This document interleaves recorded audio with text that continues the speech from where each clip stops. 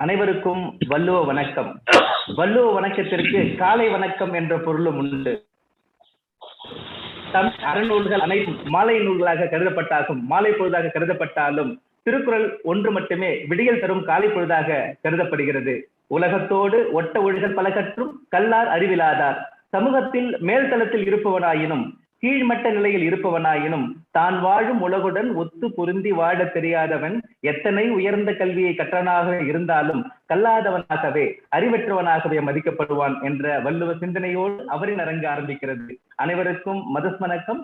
இது சனிக்கிழமை காலை 11 மணி மதஸ் நேரம். மதஸ் மெட்ரிக் பள்ளியின் தாக்கத்தான் 2021 MMS போஸ்ட் கொரோனா என்ற தொடர் வலையரங்குக்கு உங்களை என்போடு அழைக்கிறேன். இன்று வலையரங்கு வரிசை எண் 60, வலையரங்கு எண் 179. இன்று நம்மோடு பேச இசைந்து இணைந்திருக்கும் ஆளுமை முனைவர் மா. பிரியா அவர்கள், தமிழ்துறை உதவி பேராசிரியர், அப்பலோ கலை மற்றும் அறிவியல் கல்லூரி, சென்னை. இன்று பேச எடுத்துக்கொண்ட பொருள் Biotique norms according to Thirukkural. Thirukkural காட்டும் வாழ்வியல். திருக்குறள் என்பது ஒரு நீதி நூல் மட்டுமன்று, அது ஒரு வாழ்வியல் நூல். 2000 ஆண்டுகளுக்கு முற்பட்ட மனிதனுக்கும் வழிகாட்டி, 21ஆம் நூற்றாண்டு மனிதனுக்கும் வழிகாட்டும் ஒரு ஒப்பற்ற புரட்சி நூல். இனம், மதம், மொழி, நாடு மற்றும் காலம் கடந்து இன்னும் எத்தனையோ எல்லைகளை கடந்து அனைவருக்குமான வாழ்வு எல்லையை வகுத்து வழங்கும் ஒரு வாழ்வியல் நூலாக இன்றும் திகழ்ந்து வருகிறது. அது இல்லாத எதுவுமே கிடையாது. அது கூறும் வாழ்வியல் கூறுகள் அப்படின்னு ஒரு தடுக்க முடியாது. நமக்கு புலப்படாத வாழ்வியல் கூறுகளையும் நாம அனுபவிக்காத வாழ்வியல் கூறுகளையும் கீழ் மட்டத்திலிருந்து மேல் மட்டத்திலாக பகுக்கப்பட்ட அனைவருக்குமான வாழ்வியல் கூறுகளை அது அழகாக வகுத்து கொடுத்திருக்கிறது. எடுத்துக்காட்டாக சில வாழ்வியல் கூறுகள்: கல்வியால் ஏற்படும் நன்மை, நீத்தார் பெருமை, இல்வாழ்க்கை நெறி, இல்லான் இல்லாளுக்கு இருக்க வேண்டிய பண்புகள், பெருந்தோம்பலின் சிறப்பு, மனிதனுக்கு இருக்க வேண்டிய பொதுவான குணங்களாக கருதப்படும் இனியவை கூறல், இன்னா செய்யாமை, நன்றி மறவாமை, புறங்கூறாமை, மன தூய்மை, மனச்சார்பு, கொல்லாமை, பிறனில் விழையாமை, நல் உறவு, ஒப்புரவு, அப்படி சொல்லிட்டே போலாம். அது கூறுகளை மட்டும் சொல்லிக்கிட்டே போலாம். இதனால்தான் மதுரை தமிழ் மகனார் திருக்குறள் எப்படி சொல்றாரு அப்படின்னா, எல்லா பொருளும் இதன் பால், எல்லா பொருளும் இதன் பால், இதன்பால் இல்லா எப்பொருளும் இல்லையால் சொல்லால் பறந்த பாவால் என்ன பயன், வள்ளுவனார் சுரந்தப்பா வையத்துணை அப்படின்னு சொல்றாரு. திருக்குறளில் எல்லா பொருள்களும் அடங்கி இருக்கிறது. திருக்குறளில் இல்லாத பொருள்கள் இவ்வுலகத்தில் இல்லை. அப்போ வாழ்வியல் பொருள்கள் மட்டும் என்ன அப்படின்னு சொல்லி ஒரு அழகா தமிழ் மகனார், மதுரை தமிழ் மகனார் திருக்குறளை வாழ்த்தியுள்ளார். மனித வாழ்வில் நெறிகளில் முதன்மையானது அறம். அறமே நிலையற்ற வாழ்க்கையை நிலை பெறுவதாக மாற்றும் கருவி. தமிழில் உள்ள நூல்களில் அறநூல்களில் முதன்மையானது திருக்குறள். அது கூறும் வாழ்வியல் கூறுகளை, வாழ்வியலை ஒரு கதையோடு பொருத்தி, திருக்குறளோடு பொருத்தி, நடைமுறை வாழ்வியோடு பொருத்தி இந்த அழகாக விளக்க முனைவர் பிரியா அவர்கள் நம்மோடு இணைந்துள்ளார். அம்மா அவர்களுக்கு நன்றி. பிரியா அவர்கள் இணைய காரணமான மணிமேகலை அம்மா அவர்களுக்கு நன்றி. அவர்கள் இதற்கு முன் நமக்கு அழகான வலையரங்கை இங்கு வடிவமைத்து கொடுத்துள்ளார்கள். இன்றைய உரையாளர் முனைவர் பிரியா அவர்களை வரவேற்க பள்ளியின் கணித ஆசிரியை சசிகலா அவர்களை அன்போடு அழைக்கிறேன். அனைவருக்கும் மதர்ஸ் வணக்கம். முனைவர் மா. பிரியா அவர்கள் ஜூலை 31ஆம் நாள் தஞ்சாவூர் மாவட்டம் பூதலூர் வட்டம் மணியேரிப்பட்டியில் பிறந்தார். தஞ்சாவூர் மாவட்டம் திருக்காட்டு பள்ளியில் உள்ள சர் PS சிவசாமி ஐயர் மகளிர் உயர்நிலை பள்ளியில் உயர்நிலை மற்றும் மேல்நிலை பள்ளி படிப்பை பெற்றார். பின் திருவையாறு அரசு கல்லூரியில் தமிழ் இளங்கலை இலக்கிய பட்ட படிப்பையும் முதுகலை தமிழ் பட்ட படிப்பையும் பெற்றார். தஞ்சாவூர் தமிழ் பல்கலைக்கழகத்தில் இளமுனைவர் பட்டத்தையும் முனைவர் பட்டத்தையும் செவ்வனே பெற்றார். பின் சென்னை செம்மொழி தமிழாய்வு மத்திய நிறுவனத்தில் PDF என்றழைக்கப்படும் முதுமுனைவர் பட்டத்தை பெற்றார். இது தவிர்த்து திருக்குறள் இளம் புலமையர் பட்டய படிப்பு, புகைப்பட தொழில்நுட்ப பட்டய படிப்பு, தெலுங்கு மொழி டிப்ளமோ பட்டம், நாட்டுப்புற பாடல் பாடும் கலைப்பயிற்சி மற்றும் தையல் கலை டிப்ளமோ போன்ற கூடுதல் திறன்சார் தகுதிகளை பெற்றார். 36க்கும் மேற்பட்ட தேசிய மற்றும் பன்னாட்டு கருத்தரங்குகள், பயிலரங்குகள், வலையரங்குகள், வினாடி வினாக்களில் தம் மேலான பங்களிப்பை அளித்துள்ளார். பள்ளி படிப்பு முதல் முனைவர் பட்டம் வரை பாட்டு போட்டி, ஒப்புவித்தல் போட்டி, கட்டுரை போட்டி, பொன்மொழி போட்டி, கபடி போட்டி, கைப்பந்து, இறகுபந்து, கோகோ, கேரம், சதுரங்க போட்டி போன்ற 33க்கும் மேற்பட்ட நிகழ்வுகளில் கலந்து கொண்டு பரிசுகளை வென்றுள்ளார். இவர்தம் தமிழ் பணியை பாராட்டி இந்திய கல்விசார் அமைப்பின் தமிழாய்வு சங்கமம் இவருக்கு வான மாமலையார் விருதை அளித்து சிறப்பித்துள்ளது. தமிழ், ஆங்கிலம், தெலுங்கு, கன்னடம் என 4 மொழிகளில் அறிந்தவர். 2 ஆண்டு காலம் சென்னை செம்மொழி தமிழாய்வு மத்திய நிறுவனத்தில் மேலாய்வு பணி மேற்கொண்ட இவர் தற்போது சென்னை அப்பல்லோ கலை மற்றும் அறிவியல் கல்லூரியில் தமிழ்துறை உதவி பேராசிரியராக பணியாற்றி வருகிறார். முனைவர் ப கண்ணதாசனை கரம் பிடித்து கலை மற்றும் கல்வி உலகில் திறனோடு வலம் வரும் முனைவர் மா பிரியா அவர்களை மதர்ஸ் மெட்ரிக் மேல்நிலைப் பள்ளியின் 179ஆம் மலையரங்கில் பேச அன்போடு அழைக்கிறேன். Welcome ma'am. வணக்கம்மா. நன்றி நன்றிம்மா, நன்றி. நல்ல சிறந்த வரவேற்புக்கு நன்றி. பிரியா மேம், இது நீங்க வள்ளுவம் காட்டும் வாழ்வியல் பேசுறதால உங்க இணையரை விடுறது எங்களுக்கு மனமில்லை. முனைவர் கண்ணதாசன் அவர்களுக்கு வாழ்த்துக்கள். ஏன்னா உங்க பணிகள்ல எவ்வளவு தூரம் வராருன்றது உங்களுடைய ப்ரொஃபைல் பார்க்கும்போது தெரியுது. நாங்க அழகா காத்துக்கிட்டு இருக்கோம். வாழ்வியலோட நடைமுறை வாழ்வியோட கதையோட பொருத்தி திருக்குறள் கூடும் வாழ்வியலை எங்களுக்கு கூற நீங்க கூற நாங்க கேட்க ஆசைப்படுறோம். நீங்க பேசலாமா? உங்க உரையை தொடரலாம். நன்றிங்கய்யா. கண்ணர் பொருள் தரும் தமிழே நீ ஓர் பூக்காடு நானோர் தும்பி என்ற பாவேந்தரின் வரிகளை முன்னிறுத்தி என ஈன்ற தாய் தந்தையர்க்கும் என்னை வடித்திட்ட தாய் தமிழுக்கும் முதற்கண் என் நன்றி கலந்த வணக்கத்தை தெரிவித்துக் கொள்கின்றேன்.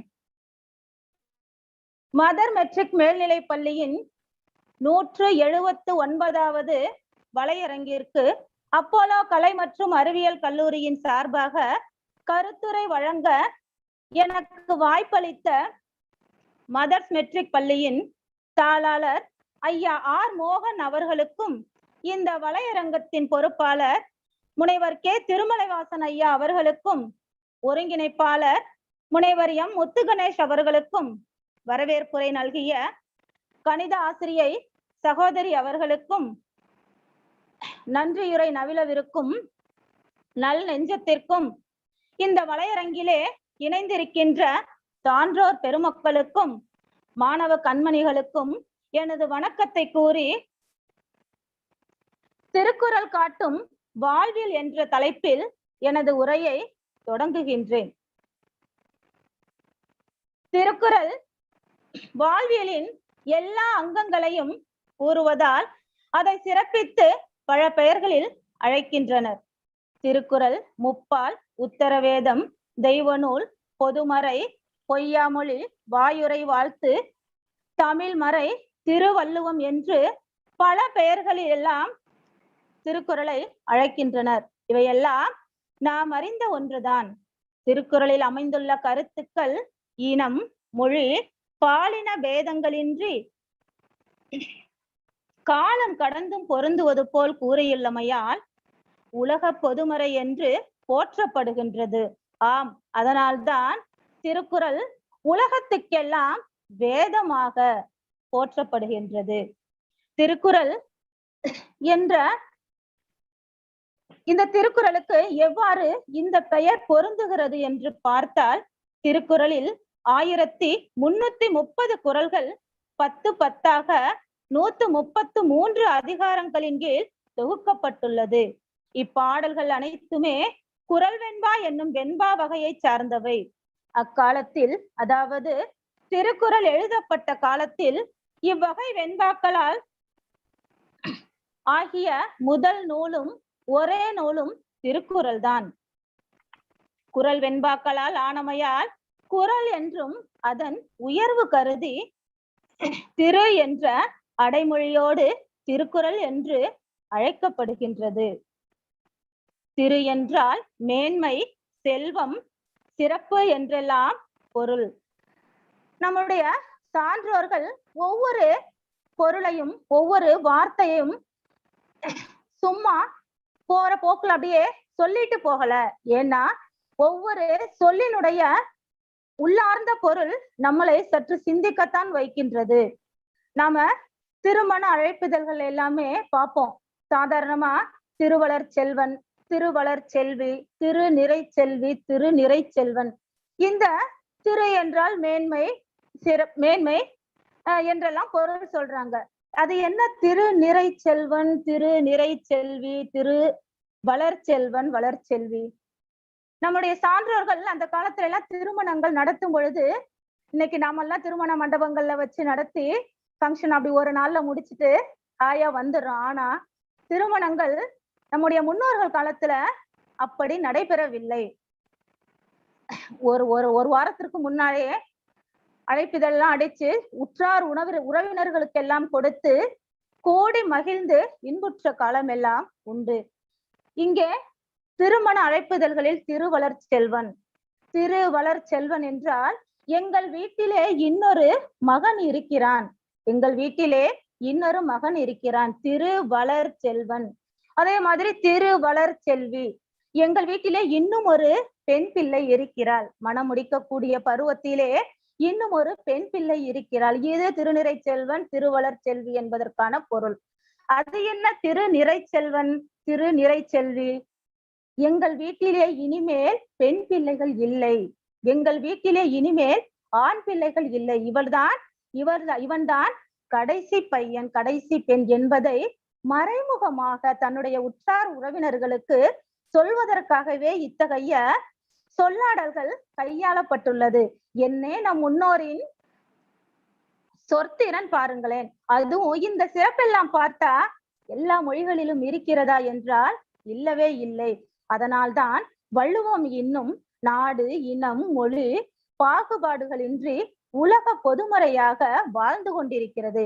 அத்தகைய திருக்குறளுக்கு நம்முடைய முன்னோர்கள் திரு என்று பெயரிட்டது ஒன்றும் தவறாக தோன்றவில்லை.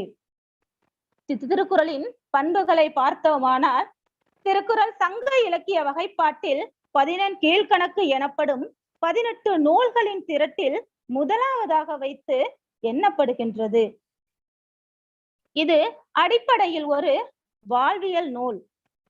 வாழ்வியல் என்று சொன்னால் மாந்தர்கள் தம்முடைய அக வாழ்க்கையிலும் புற வாழ்விலும் கூடி இன்பமுடன் வாழ்வதற்கு வேண்டிய கருத்துக்களை சொல்லக்கூடிய அடிப்படை பண்புகளை மிக அழகாக போதிக்கின்றது. அதனால்தான் திருக்குறள் வாழ்வியல் நூல் என்று கருதப்படுகின்றது. திருக்குறள் வள்ளுவரின் சுய சிந்தனையின் அடிப்படையில் தமிழ் மொழியில் இயற்றப்பட்டது. குறளில் சொல்லப்பட்டுள்ள கருத்துக்கள் யாவும் உலகின் பல்வேறு சமயங்களோடும் பல்வேறு சமயத்தவராலும் ஒப்பிடப்பட்டு அவர்களோடு பொருந்துவதாக கருதப்படுகின்றது. அதனால்தான் இது உலக பொதுமறை. திருக்குறளின் பெருமைகளை பற்றி பார்த்தோமானால், திருக்குறளினுடைய பெருமையை அழகாக 2 வரிகளில் சொல்லிவிடலாம். எப்படி என்றால், இறைவன் மனிதனுக்கு சொன்னது கீதை. இறைவன் மனிதனுக்கு சொன்னது கீதை. மனிதன் இறைவனுக்கு சொன்னது திருவாசகம். மனிதன் மனிதனுக்கு சொன்னது திருக்குறள். ஆம், நம் வள்ளுவ பெருந்தகை நமக்கு சொன்னது திருக்குறள் என்று சான்றோர்கள் பெருமையாக கூறுவர். சங்க காலத்தை தொடர்ந்து தமிழருக்கும் கிடைத்த அரிய களஞ்சியமாக திருக்குறள் திகழ்ந்து கொண்டிருக்கிறது. களஞ்சியம் என்றால் என்ன? வாழ்வியல் களஞ்சியம். திருக்குறள் ஒரு வாழ்வியல் களஞ்சியம் என்று சொல்கிறோம் அல்லவா? அது என்ன களஞ்சியம்?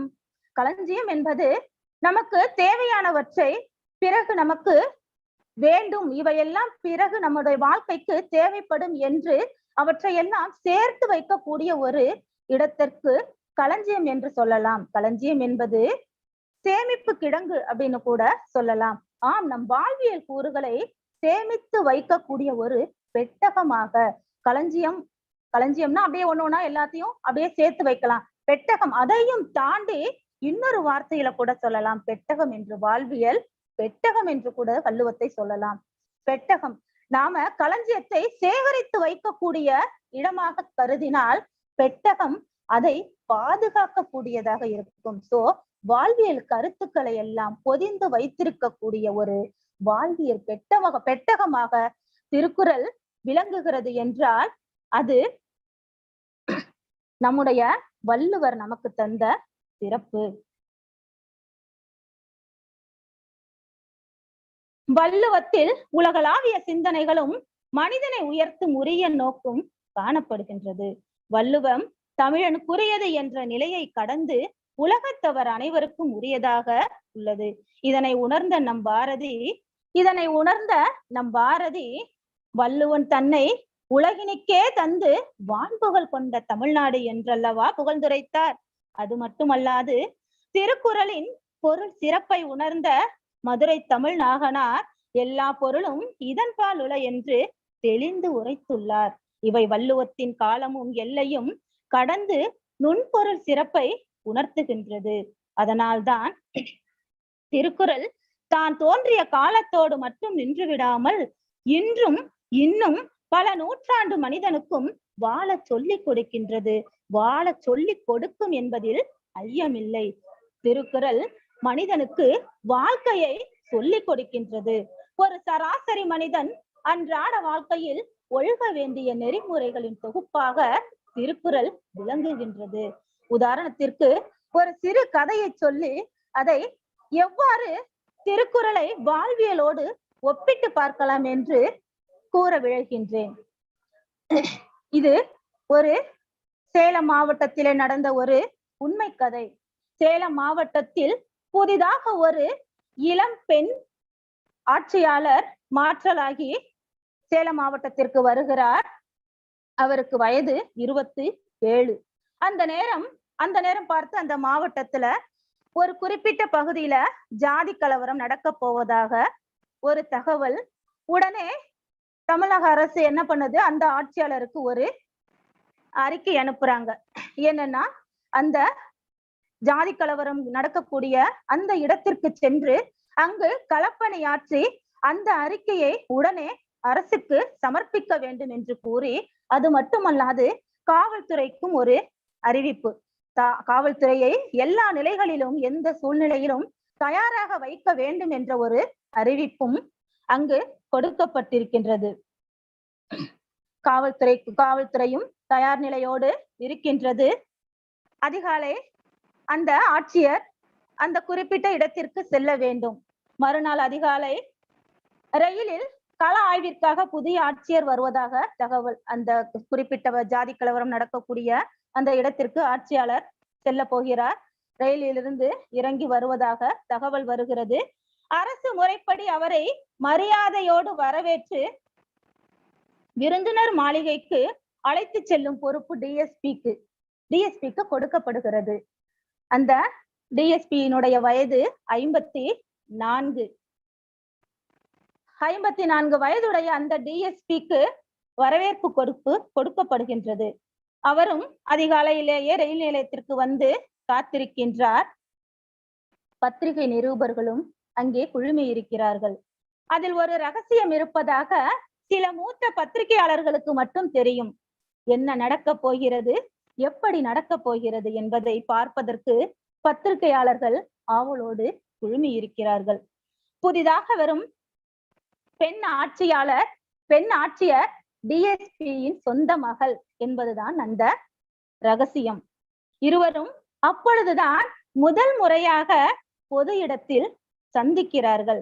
டிஎஸ்பி தன்னுடைய சொந்த மகளை எப்படி அரசு மரியாதையோடு வரவேற்பார் என்பதை காண்பதற்காக நிருபர்கள் மத்தியில் ஆவல், பரபரப்பு.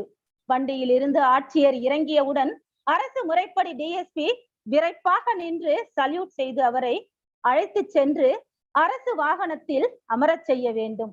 ஆட்சியர் அவர் தூக்கி வளர்த்த மகள் என்பதை ஒருபோதும் மறந்து விட வேண்டாம். ரயில் வந்து நிலையத்தில் நிற்கிறது. ஆட்சியர் வண்டியில் இருந்து இறங்குகிறார். டிஎஸ்பி விரைப்பாக நின்று ஒரு சல்யூட் வைக்கிறார். ஆட்சியரும் சிரித்துக் கொண்டே அரசு மரியாதையை ஏற்றுக்கொள்கிறார். ஆட்சியரை அப்படியே அழைத்து சென்று அரசு வாகனத்தில் அமர வைக்கிறார்.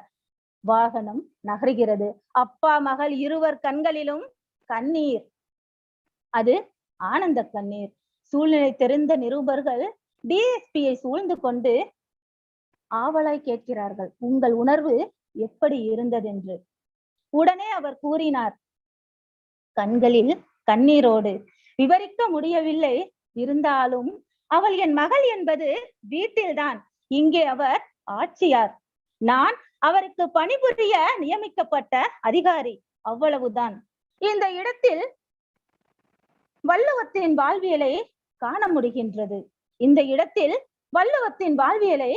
முடிகின்றது. ஆம், தந்தை மகற்காற்றும் நன்றி அவையத்து முந்தி இருப்ப செயல் என்று நம் வள்ளுவ பெருந்தகை சொல்லி இருக்கிறாரே. இங்கு அதைதானே அந்த டிஎஸ்பி செய்திருக்கிறார். அவர் தன்னுடைய கடமையை செய்து விட்டார். அடுத்தது ஆட்சியரை விருந்தினர் மாளிகையில் சந்தித்த பொழுது அதே கேள்வியை ஆட்சியாளரிடம் கேட்கிறார்கள். உங்களுக்கு எப்படி இருந்தது? ஆட்சியர் சொன்னார், ஒரு வினாடி தடுமாற்றமாகத்தான் இருந்தது. ஆனால் இங்கே இப்பொழுது நான் ஆட்சியர், தனிப்பட்ட உறவுகளுக்கு இடமில்லை. கடமைதான் முக்கியம் என்று மனதை தேற்றிக் கொண்டேன். அதுவும் அப்பா சொல்லி கொடுத்ததுதான் என்றார். இங்கேயும் வள்ளுவம் வாழ்வியலை சொல்லி இருக்கிறது. மகன் தந்தை காற்றும் உதவி இவன் தந்தை எண்ணூற்றான் கொல்லெனும் சொல். ஆம், ஆட்சியரும் அவருடைய கடமையை வள்ளுவத்தின் வழியில் நின்று நிறைவேற்றி விட்டார். இதைவிட மற்றும் ஒரு வாழ்வியலை மிக அழகாக இந்த கதை நமக்கு உணர்த்துகின்றது. இந்த நிகழ்ச்சியை தொலைக்காட்சியிலே காவல்துறை பார்த்து கொண்டிருக்கிறார். காவல்துறையின் மனைவியும் ஆட்சியரின் தாயும் பத்திரிகை நிருபர்கள் எல்லோரும் அந்த டிஎஸ்பியினுடைய வீட்டுக்கு போறாங்க. இந்த டிஎஸ்பியினுடைய மனைவியை பார்த்து கேக்குறாங்க. நிருபர்கள் எல்லாம் மூத்த நிருபர் கேட்கின்றார். அந்த தாயை பார்த்து கேட்கிறார், உங்களுடைய உணர்வுகள் எப்படி இருந்தது? 3 நிலைகளிலும் ஒரே வினா, உங்களுடைய நிலை எப்படி இருந்தது? ஆனால் சூழல் வேறு, வாழ்வியல் வேறு. அவரவர்களினுடைய கடமையை மிக அழகாக நுட்பமாக இந்த கதை நமக்கு விளக்குகின்றது. நிருபர்கள் பார்த்து தாயை பார்த்து கேட்கிறார்கள், உங்களுடைய உணர்வுகள் எப்படி இருந்தது என்று. அந்த தாய்க்கு என்ன சொல்வதென்றே தெரியவில்லை. ஒரு பக்கம் கணவர், இன்னொரு பக்கம் மகள். நாங்கள் தூக்கி வளர்த்த மகள் இன்று என் கணவரை வரவேற்கும் அளவிற்கு பெரிய பதவியில் சந்தோஷமாகத்தான் இருந்தது என்றார். தன்னுடைய கண்களில் வழிந்த கண்ணீரை துடைத்துக் கொண்டே, அதுவும் ஆனந்த கண்ணீர் தான். ஆம், ஈன்ற பொழுதும் பெரிதுவக்கும் தன் மகனை சான்றோன் என கேட்ட தாய். இது வல்லவா வள்ளுவம்? வள்ளுவம் அப்பொழுது வாழ்ந்து கொண்டுதானே இருக்கிறது. நம்மிடையே இன்னும் வள்ளுவம் மறையாமல் மழுங்காமல் வாழ்ந்து கொண்டுதானே இருக்கிறது.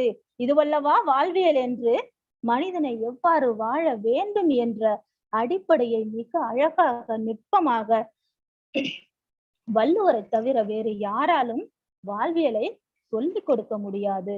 வாழ்வியல் என்பது நாம் அனைவரும் ஒன்றாக கூடி இயற்கையோடு இயைந்து வாழ்வதுதான் வாழ்வியல். இயற்கையோடு இயைந்து வாழ்தல் என்பது ஒன்றும் பெரிய காரியம் இல்லை. ஒரு மனிதன் எவ்வாறு வாழ வேண்டும் என்பதை வள்ளுவரை தவிர வேறு யாராலும் இவ்வளவு நுட்பமாகவும் நிதர்சனமாகவும் கூற முடியாது. ஏனென்றால் திருக்குறள் ஒரு வாழ்வியல் களஞ்சியம் என்பதில் மறுபடியும் சொல்கிறேன், எல்லளவும் ஐயமில்லை. கல்வியை பற்றி மாணவ கண்மணிகளுக்கு கல்வியை பற்றி கூறலாம் என்று விழைகின்றேன். கல்வியை பற்றி நம் வள்ளுவர் மிக அழகாக சொல்லி இருக்கிறார். தொட்டனை தூறும் மணற்கேணி மாந்தர்க்கு கற்றனை தூறும் அறிவு. இங்கே மணற்பாங்கான நிலத்தில் எவ்வாறு தோண்டுகிறோமோ அது போல நீர் சுரக்கும். அதை போலத்தான் மாணவர்களுடைய கற்றல் திறன் என்பது அவர்கள் மேலும் மேலும் கற்று தங்களுடைய அறியாமையை போக்குகின்றார்களோ அந்த அளவிற்குத்தான் அவர்களுடைய அறிவு பெருகும் என்பதை அழகாக சொல்லி இருக்கிறார். கேடில் விழுச்செல்வம் கல்வி ஒருவர்க்கு மாடல்ல மற்றையவை. ஒருவனுக்கு அளவில்லாத சிறந்த செல்வம் கல்விதான். கல்வி இல்லை என்று சொன்னால் அவனிடம் எத்தனைய பொருள் இருந்தாலும் அவை செல்வமாகாது என்று மிக அழகாக குறிப்பிடுகின்றார். கல்லாமையை பற்றியும் குறிப்பிடுகின்றார். கல்வியை பற்றி சொன்னவர் கல்லாமையை பற்றி சொல்லாமல் விட்டு விடுவாரா என்ன? கல்லாமையால் ஏற்படும் தீமைகளையும் கல்லாதவரின் நிலையையும் வள்ளுவ பெருந்தகை குறிப்பிடுகின்றார். கல்லா ஒருவன் தகைமை தலை பெய்து சொல்லாட சோர்வுபடும். கல்வி கற்காத ஒருவன் நிரம்ப கற்றவன் போல நடித்தாலும் அவன் கற்றவர்களோடு கூடி உரையாடும் பொழுது அவனது தன்மை வெளிப்பட்டுவிடும். இப்போ நாம ஒரு அவையில கூடி இருக்கிறோம் அப்படின்னு சொன்னா அங்கே கற்றவர்களும் இருப்பார்கள், கல்லாதவரும் இருப்பார்கள். கல்லாத ஒருவன் தன்னை அறிவாளி போல காட்டிக் கொண்டாலும் அவனுடைய பேச்சிலே அவனுடைய கல்லாமை வெளிப்பட்டு விடும் என்பதைத்தான் கல்லா ஒருவன் தகைமை தலை பெய்து சொல்லாட சோர்வுபடும் என்று குறிப்பிடுகின்றார். அது மட்டுமா, விலங்கொடு மக்களனையர் இளங்குனோர் கற்றாரோடு ஏனையவர் என்கிறார். அறிவை பெருக்கும் நூல்களை கற்றவர்களோடு கல்லாதவரை ஒப்பிட்டு பார்த்தால் மக்களுக்கும் விலங்குக்கும் உள்ள வேறுபாடுதான் கற்றவருக்கும் கல்லாதவருக்கும் உள்ள வேறுபாடு என்கின்றார். கற்றவரை மக்களாகவும் கல்லாதவரை விலங்கு என்றே வள்ளுவர் பெருந்தகை குறிப்பிடுகின்றார். அறிவுடைமை பற்றியும் மிக நுட்பமாக சொல்லி இருக்கிறார். எப்பொருள் யார் யார்வாய் கேட்பினும் அப்பொருள் மெய்ப்பொருள் காண்பதறிவு. எந்த பொருளை யாரிடத்திலே யார் கூற கேட்டாலும் யார் சொல்கிறார்கள் என்பதை விடுத்து அந்த சொல்லினுடைய உண்மையான பொருளை ஆய்ந்து அதை நாம் என்ன பண்ணணும், தெளிந்து கொள்ள வேண்டும் என்று சொல்கிறார். அதுதான் சிறந்த அறிவு என்றும் குறிப்பிடுகின்றார். அறிவுடையார் எல்லாம் உடையார், அறிவிலார் என்னுடையார் ஏனும் இலர். அறிவுடையவர் எல்லா செல்வங்களையும் பெற்றவராக கருதப்படுவார். அறிவுடையவர்க்கு பொன் பொருள் போன்ற எந்தவித செல்வம் இல்லாமல் இருந்தாலும் அறிவு என்ற ஒரு செல்வம் இருந்தாலே அவர் எல்லா விதமான செல்வங்களையும் பெற்றவராகவே கருதப்படுவார்கள். ஆனால் அறிவில்லாதவர் அத்தகைய செல்வங்களை பெற்றிருந்தாலும் அவை செல்வமாக கருதப்படாது என்று குறிப்பிடுகின்றார். அறிவுடையார் ஆவது அறிவார், அறிவிலார் அஃதறி கல்லாதவர். ஒரு செயலால் விளையக்கூடிய நன்மை தீமைகளை முன்னரே எண்ணி அறிபவரே அறிவுடையவர். இப்ப நான் ஒரு செயலை செய்ய போறேன் அப்படின்னு சொன்னா அந்த செயலால் எனக்கு என்ன நன்மை உண்டாகும், அந்த செயலால் நான் என்ன தீவினையை அடைய போகிறேன் அப்படிங்கிறத முன்னாடியே ஆய்ந்து அறிபவரே அறிவுடையவர். அத்தகைய ஆராய்ந்து செய்ய முயலாத பண்பு உடையவர் அறிவில்லாதவராகவே கருதப்படுகின்றார். சரி, கல்வி அறிவு எல்லாமே இருக்கு, வெறும் கல்வி அறிவு மட்டுமே ஒரு மனிதனுக்கு சிறந்ததா அப்படின்னு பார்த்தா அது மட்டும் இல்ல. தன்னுடைய கல்வி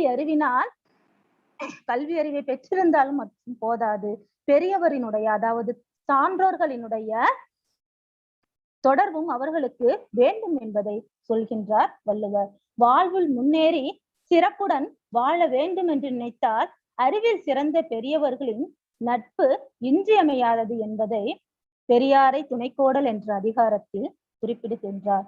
அறனறிந்து மூத்த அறிவுடையார் கேண்மை திறனறிந்து தேர்ந்து கொள்ளல்.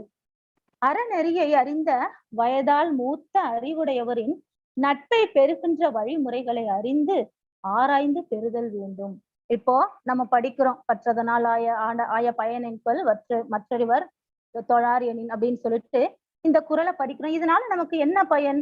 படிச்சுட்டு அப்படியே அதனுடைய பொருளை நாம தெரிஞ்சுட்டு அப்படியே போயிட்டோம் அப்படின்னா அதற்கான வாழ்வியல நாம கத்துக்கிட்டோமா அப்படின்னா கண்டிப்பா இல்ல.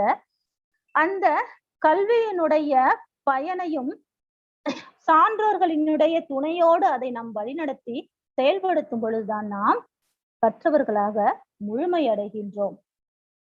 இங்கே இன்னொரு உண்மை கதையை கூற விழைகின்றேன். 26/9/2014 ஆண்டு டெல்லி உயிரியல் பூங்காவில் ஒரு வெள்ளை நிற புலி ஒரு இளைஞனை தாக்கி விடுகிறது. அங்கே விலங்குகளை காண சென்ற ஒரு இளைஞனை ஒரு வெள்ளை நிற புலியானது தாக்குகிறது. அவன் புலிகிட்ட மாட்டிட்டான். சோ அந்த புலி அவனை பிடிச்சு கையில வச்சிருக்கு. அவன் கையெடுத்து கும்பிடுறான். 10 நிமிடங்களாக அந்த புலியிடம் அவன் கையெடுத்து கும்பிடுகிறான், என்னை விட்டுவிடு, என்னை விட்டுவிடு என்று. அது விலங்கு, அதற்கு தெரியுமா என்னை விட்டுவிடு என்பது அதனுடைய மொழியில் ஏதாவது இருக்கா? இல்லை. பார்வையாளர்கள் எல்லோருமே என்ன பண்றாங்க, கல் எடுத்து அந்த புலியை நோக்கி எறிகிறார்கள். அந்த புலி ரொம்ப கோபமாயிடுச்சு. என்னன்னா அது பேசாம அந்த பார்வையாளர்கள் எல்லாம் பேசாம பார்த்துட்டு இருந்தா கூட இல்ல அவர்களுடைய வேலையை பார்த்து சென்று கொண்டு இருந்தாலே அந்த புலி அவனை ஒரு வகையாக விட்டு கூட இருக்கலாம்.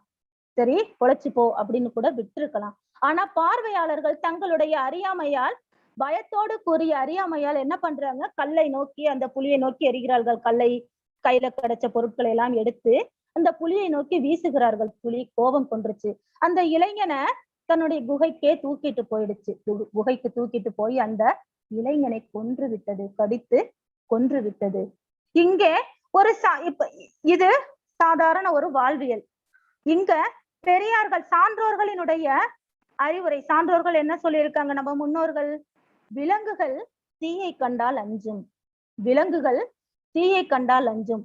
கல்லம் மற்ற பொருட்களை தூக்கி எறிந்த அந்த பார்வையாளர்கள் ஒரு சிறு தீயை கொளுத்தி அந்த புலியிடம் காட்டி இருந்தால் அந்த புலி பயந்து அவனை விட்டு விட்டு ஓடி இருக்கும், அவனும் உயிர் பிழைத்திருப்பான்.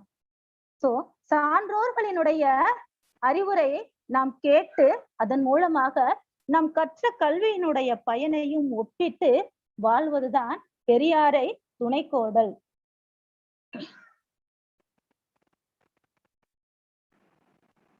அறனறிந்து மூத்த அறிவுடையார் கேண்மை திறனறிந்து தேர்ந்து கொள்ளல் வேண்டும் என்று வள்ளுவ பெருந்தகை சொல்லி இருக்கிறார். அறநெறியை அறிந்த வயதால் மூத்த அறிவுடையவரின் நட்பை பெறுகின்ற வழிமுறையை அறிந்து ஆராய்ந்து பெறுதல் வேண்டும்.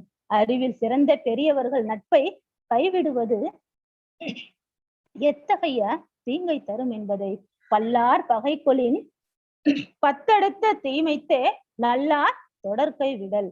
பெரியோரின் நட்பை கைவிடுதல் பலருடைய பகையை தேடிக் கொள்வதை விட 10 மடங்கு தீமையை தரும்.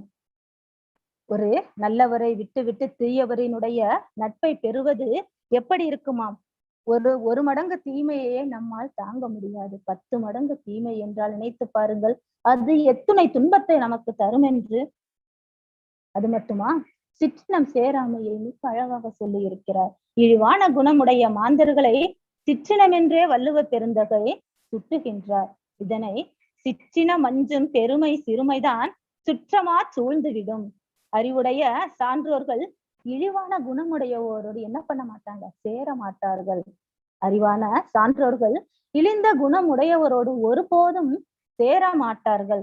அவர்களை கண்டால் அஞ்சி ஒதுங்குவார்கள். ஆனால் அறிவில்லாத சிறியவர்கள் என்ன பண்ணுவார்களாம்? அவர்களை கட்டி தழுவி தன்னுடைய உறவாக எண்ணிக்கொள்வார்களாம். இதுதான் அறிவுடையவருக்கும் அறிவு இல்லாதவருக்கும் உள்ள வேறுபாடாக சுட்டுகின்றார். அடுத்து காலமறிதல். ஒரு செயலை செய்வதற்கு முன்பு அச்செயலை செய்யும் காலத்தை அறிந்து செய்ய வேண்டும். அவ்வாறு செய்தால் அச்செயலில் வெற்றி பெற முடியும். நாமெல்லாம் எதை எப்ப வேணும்னாலும் சொல்லலாம், சொல்லிட்டு இருக்கலாம் அப்படின்னு நினைக்க கூடாது. காலம் அறிந்து அந்த செயலை மிக நுட்பமாக செய்து அதில் எவ்வாறு வெற்றி பெற வேண்டும் என்பதையும் வள்ளுவ பெருந்தகை அழகாக சொல்லி இருக்கிறார். ஒரு செயலை செய்வதற்கு முன்பு அச்செயலை செய்யும் காலத்தை அறிந்து செய்ய வேண்டும். அவ்வாறு செய்தால் அச்செயலில் வெற்றி பெற முடியும். பகல் வெல்லும் கூகையை காக்கை இகழ்வெல்லும் வேந்தற்கு வேண்டும் பொழுது. இரவுல காக்கைக்கு கண்ணு தெரியாது, ஆனா ஆந்தைக்கு என்ன பண்ணும்? நன்றாக கண் தெரியும். பகலிலே ஆந்தைக்கு கண் தெரியாது, காக்கைக்கு நன்றாக கண் தெரியும். அப்போ பகல் வெல்லும் கூகையை காக்கையானது என்ன பண்ணுமா? ஆந்தைய பகலிலே வென்று விடுமாம். இகழ் வெல்லும் வேந்தற்கு வேண்டும் பொழுது. ஒரு வேந்தனானவன் என்ன பண்ண வேண்டும்? இங்கு வேந்தன் என்பது பொதுவான சொல்தான். இங்கு அரசர்களுக்கு மட்டுமின்றி நம்முடைய எல்லோருக்கும் பொதுவான சொல்லாகவே நான் கருதுகிறேன். ஒரு அரசன் சிறப்பாக பகைவரை வெற்றி கொள்ள வேண்டுமானால் அவன் என்ன செய்ய வேண்டும்? சரியான காலத்திற்காக அவன் காத்திருக்க வேண்டும் என்பதை சொல்கின்றான். தன்னை விட வலிமை மிக்க கோட்டானை பகலில் வென்றுவிடும். அதை போலவே பகைவரை வெல்ல நினைக்கும் அரசன் அதற்குரிய காலத்தை அறிந்து போர் புரிய வேண்டும் என்று சொல்கின்றார். கொக்கொக்க கூம்பும் பருவத்து மற்றதன் குத்தக்க தீர்த்த இடத்து. கொக்கு தன்னுடைய இறைக்காக, நாங்க சின்ன பிள்ளையில எல்லாம் கதை படிச்சிருக்கோம். ஓடு மீன் ஓட ஒரு மீன் வர வாடி இருக்குமாம் கொக்கு. நீரோடையில எவ்வளவோ மீன்கள் எல்லாம் ஓடிக்கொண்டே இருக்கும். ஆனால் கொக்கு தனக்கு தேவையான, தனக்கு இந்த மீன் தேவையில்லை, இத்தகைய மீன் தான் தனக்கு தேவை என்று காத்து கொண்டிருக்குமே, அதைத்தான் இங்கே வள்ளுவ பெருந்தகையும் சொல்கிறார். கொக்கு தன் இறைக்காக காத்திருந்து மீனை கொத்தி பிடிப்பது போல நாமும் ஏற்ற காலம் வரும் வரை பொறுத்திருக்க வேண்டும். தகுந்த காலம் வாய்த்த உடனேயே அதுவும் அந்த குறிப்பிட்ட செயலை செய்து முடிக்க வேண்டும் என்று சொல்கின்றார். அடுத்தது சுற்றம் தாளால். தனது சுற்றத்தாரோடு நீங்காது ஒன்றி வாழ்பவர்களே உலகில் சிறந்தவர்களாக கருதப்படுகிறார்கள். இங்க சுற்றத்தார் என்பது தன்னுடைய உறவினர், தன்னுடைய அருகில் இருக்கக்கூடிய நெய்பர்ஸ் எல்லாமே சுற்றத்தார்கள் தான். இதை பற்றற்ற கண்ணும் பழமை பாராட்டுதல் சுற்றத்தார் கண்ணே உள. பற்றற்றார் கண்ணும் பழமை பாராட்டுதல் சுற்றத்தார் கண்ணே உள. ஒருவனுக்கு வறுமை துன்பம் வந்த நேரத்திலும் அவரிடம் பழைய உறவை பாராட்டும் பண்பு உடையவர்களே சுற்றத்தவர்கள். யாரெல்லாம் சுற்றத்தவர்கள்னு வள்ளுவ பெருந்தகை சொல்றார்? இன்னைக்கு என்கிட்ட நிறைய பொன்னும் பொருளும் இருக்கு, அதனால் என்னுடைய சுற்றத்தார்கள் எல்லாம் என்னை விட்டு நீங்காது என்னோடு இருக்கிறார்கள். ஒரு வகையிலே நான் வறுமை இருகிறேன், என்னிடம் பொன்னும் பொருளும் இல்லை, என்னுடைய உறவினர்கள் எல்லாம் என்னை விட்டு நீங்கி சென்று விட்டார்கள், அவர்கள் எல்லாம் சுற்றத்தார்கள் இல்லை, அவர்கள் எல்லாம் சுற்றத்தார்கள் இல்லை. யாரு சுற்றத்தார்கள் என்று கொள்கிறார்? நான் வறுமையுற்ற நேரத்திலும் என்னை விட்டு நீங்காது இருக்கக்கூடியவர்களே சுற்றத்தார்கள், உறவினர்கள் அப்படின்னு அழகாக சொல்றார்கள். காக்கை கரவா கரைந்துண்ணும் ஆக்கமும் அன்ன நீரார்க்கே உள. யோசிச்சு பாருங்க, காக்கை தாங்க சுற்றத்தாரோடு சூழ்ந்து வாழக்கூடிய ஒரு அழகான உயிர். காக்கைக்கு நாம் உணவிட்டோம் என்று சொன்னால் அது என்ன செய்யும்? தன்னுடைய உறவுகளை கூவி அழைத்து கரைந்து அழைத்து உண்ணுமாம். அதை போலத்தானே நாமும் இருக்க வேண்டும். ஒரு பறவைக்கு இருக்கக்கூடிய ஒரு சாதாரண அடிப்படை உணர்வு கூட நம்மில் எத்தனை பேருக்கு இன்று இருக்கிறது? காக்கை கரவா கரைந்துண்ணும் ஆக்கமும் அன்ன நீரார்க்கே உள. தனக்கு கிடைத்த உணவை மறைக்காமல், அதுதாங்க முக்கியம், மறைக்காமல் தனது சுற்றத்தாரை கூவி அழைத்து உண்ணும் காக்கை. காக்கையை போல சிறந்த குணம் உடையவர்களுக்கு மட்டுமே உலகில் உயர்வு உண்டு என்பதை அழகாக சொல்கிறார். முயற்சியை பற்றி வள்ளுவர் கூறுகையில், ஒரு செயலை செய்வதற்கு தொடர்ந்து முயற்சி செய்து கொண்டிருத்தல் வேண்டும். அவ்வாறு முயற்சி செய்து கொண்டே இருந்தால்தான் வெற்றி என்ற கனியை பெற்று சுவைத்து மகிழ முடியும்.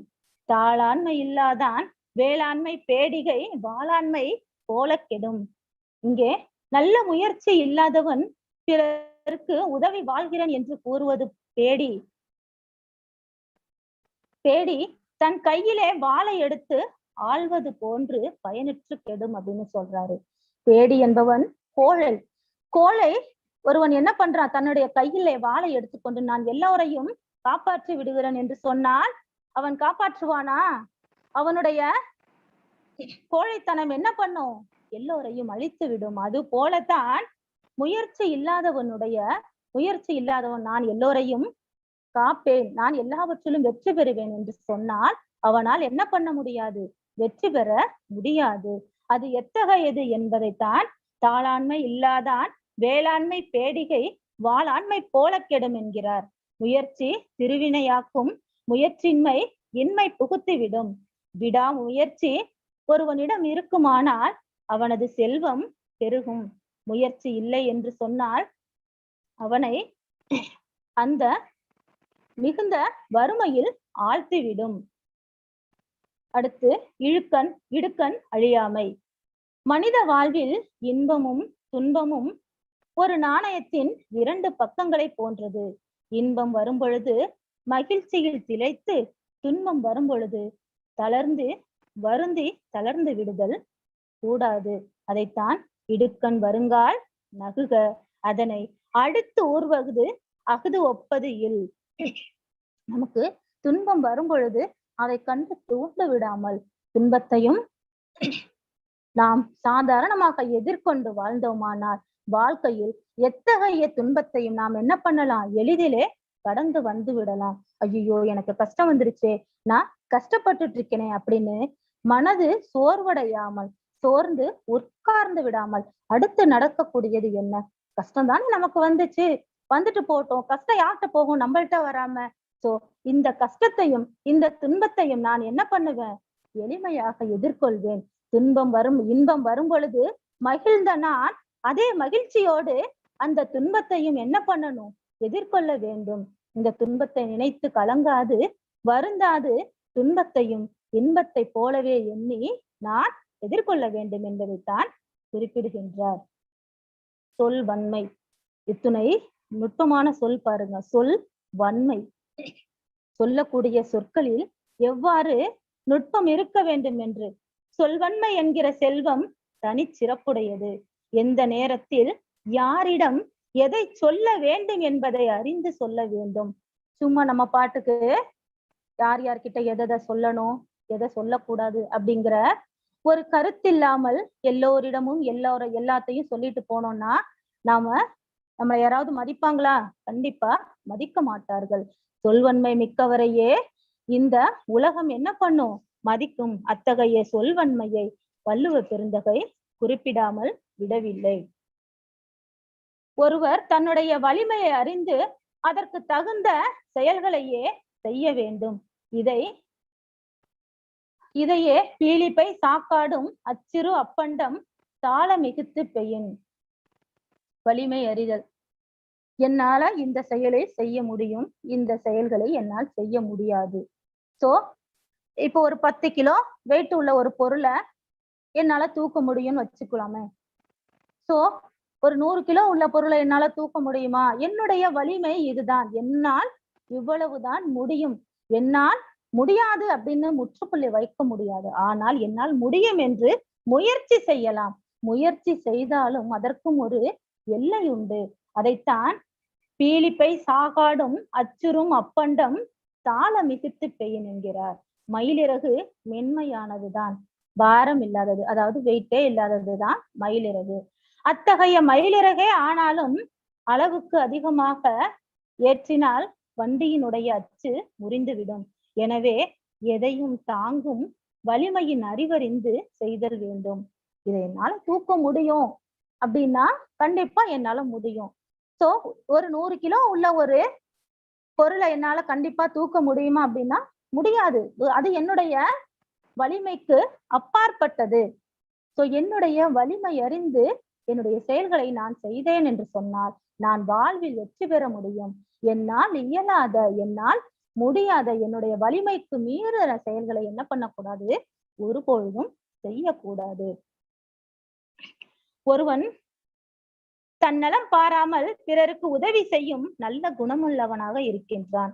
கேட்பவருக்கு கேட்டனவெல்லாம் கொடுக்கின்றான். கொடுக்கும் சிறந்த கொடையான குணம் உள்ளவன், கொடை குணம் உள்ளவன். ஆனால் அந்த கொடை குணம் சிறந்ததா அப்படின்னு பார்த்தா கண்டிப்பா இல்ல. என்கிட்ட எல்லாரும் கேக்குறாங்க, என்கிட்ட பொண்ணும் பொருளும் இருக்கு, சோ நான் என்ன பண்ணுவேன்? கேட்கிறவங்களுக்கு எல்லாத்தையும் நான் வாரி வாரி வழங்குவேன் என்று சொன்னால் அந்த வள்ளல் தன்மை சிறந்ததா அப்படின்னு சொன்னா கண்டிப்பாக இல்லை. ஏன் என்று வள்ளுவர் சொல்றார் பாருங்க. உழவரை தூக்காத ஒப்புரவு ஆண்மை வளவரை வல்லை கெடும். தன்னிடம் உள்ள பொருளின் அளவை ஆராய்ந்து பார்க்காமல் பிறருக்கு உதவி செய்து வந்தால் தன்னுடைய பொருளின் அளவு குறைந்து அவன் வறியவனாகி விடுவான். இருக்கிறதெல்லாம் வாரி கொடுத்துட்டு அவன் வறியவனானால் அவன் பிறரிடம் கையேந்த வேண்டிய சூழல் ஏற்படும். சோ கேட்பவருக்கு இல்லை என்று சொல்லாமல் தன்னிடம் இருப்பவற்றை ஆராய்ந்து கொடுக்க வேண்டும். அதைத்தான் வள்ளுவ பெருந்தகை சொல்லி இருக்கின்றார். கேட்ட உடனே இல்லைன்னு சொல்லல. கேட்பவருக்கு என்னிடம் பொருள் இல்லை என்று சொல்லவில்லை. தன்னிடம் இருக்கக்கூடிய பொருளை ஆராய்ந்து கொடுக்க வேண்டும். அவ்வாறு கொடுக்கவில்லை என்று சொன்னால் கேட்பவருக்கெல்லாம் கொடுத்து கொண்டே இருந்தால் அவனுடைய செல்வம் குறைந்து என்ன பண்ணிடுவான்? அவனே பிறரிடம் கையேந்தக்கூடிய ஒரு சூழ்நிலைக்கு ஆளாகி விடுவான் என்பதைத்தான் அவர் சொல்லி இருக்கிறார்.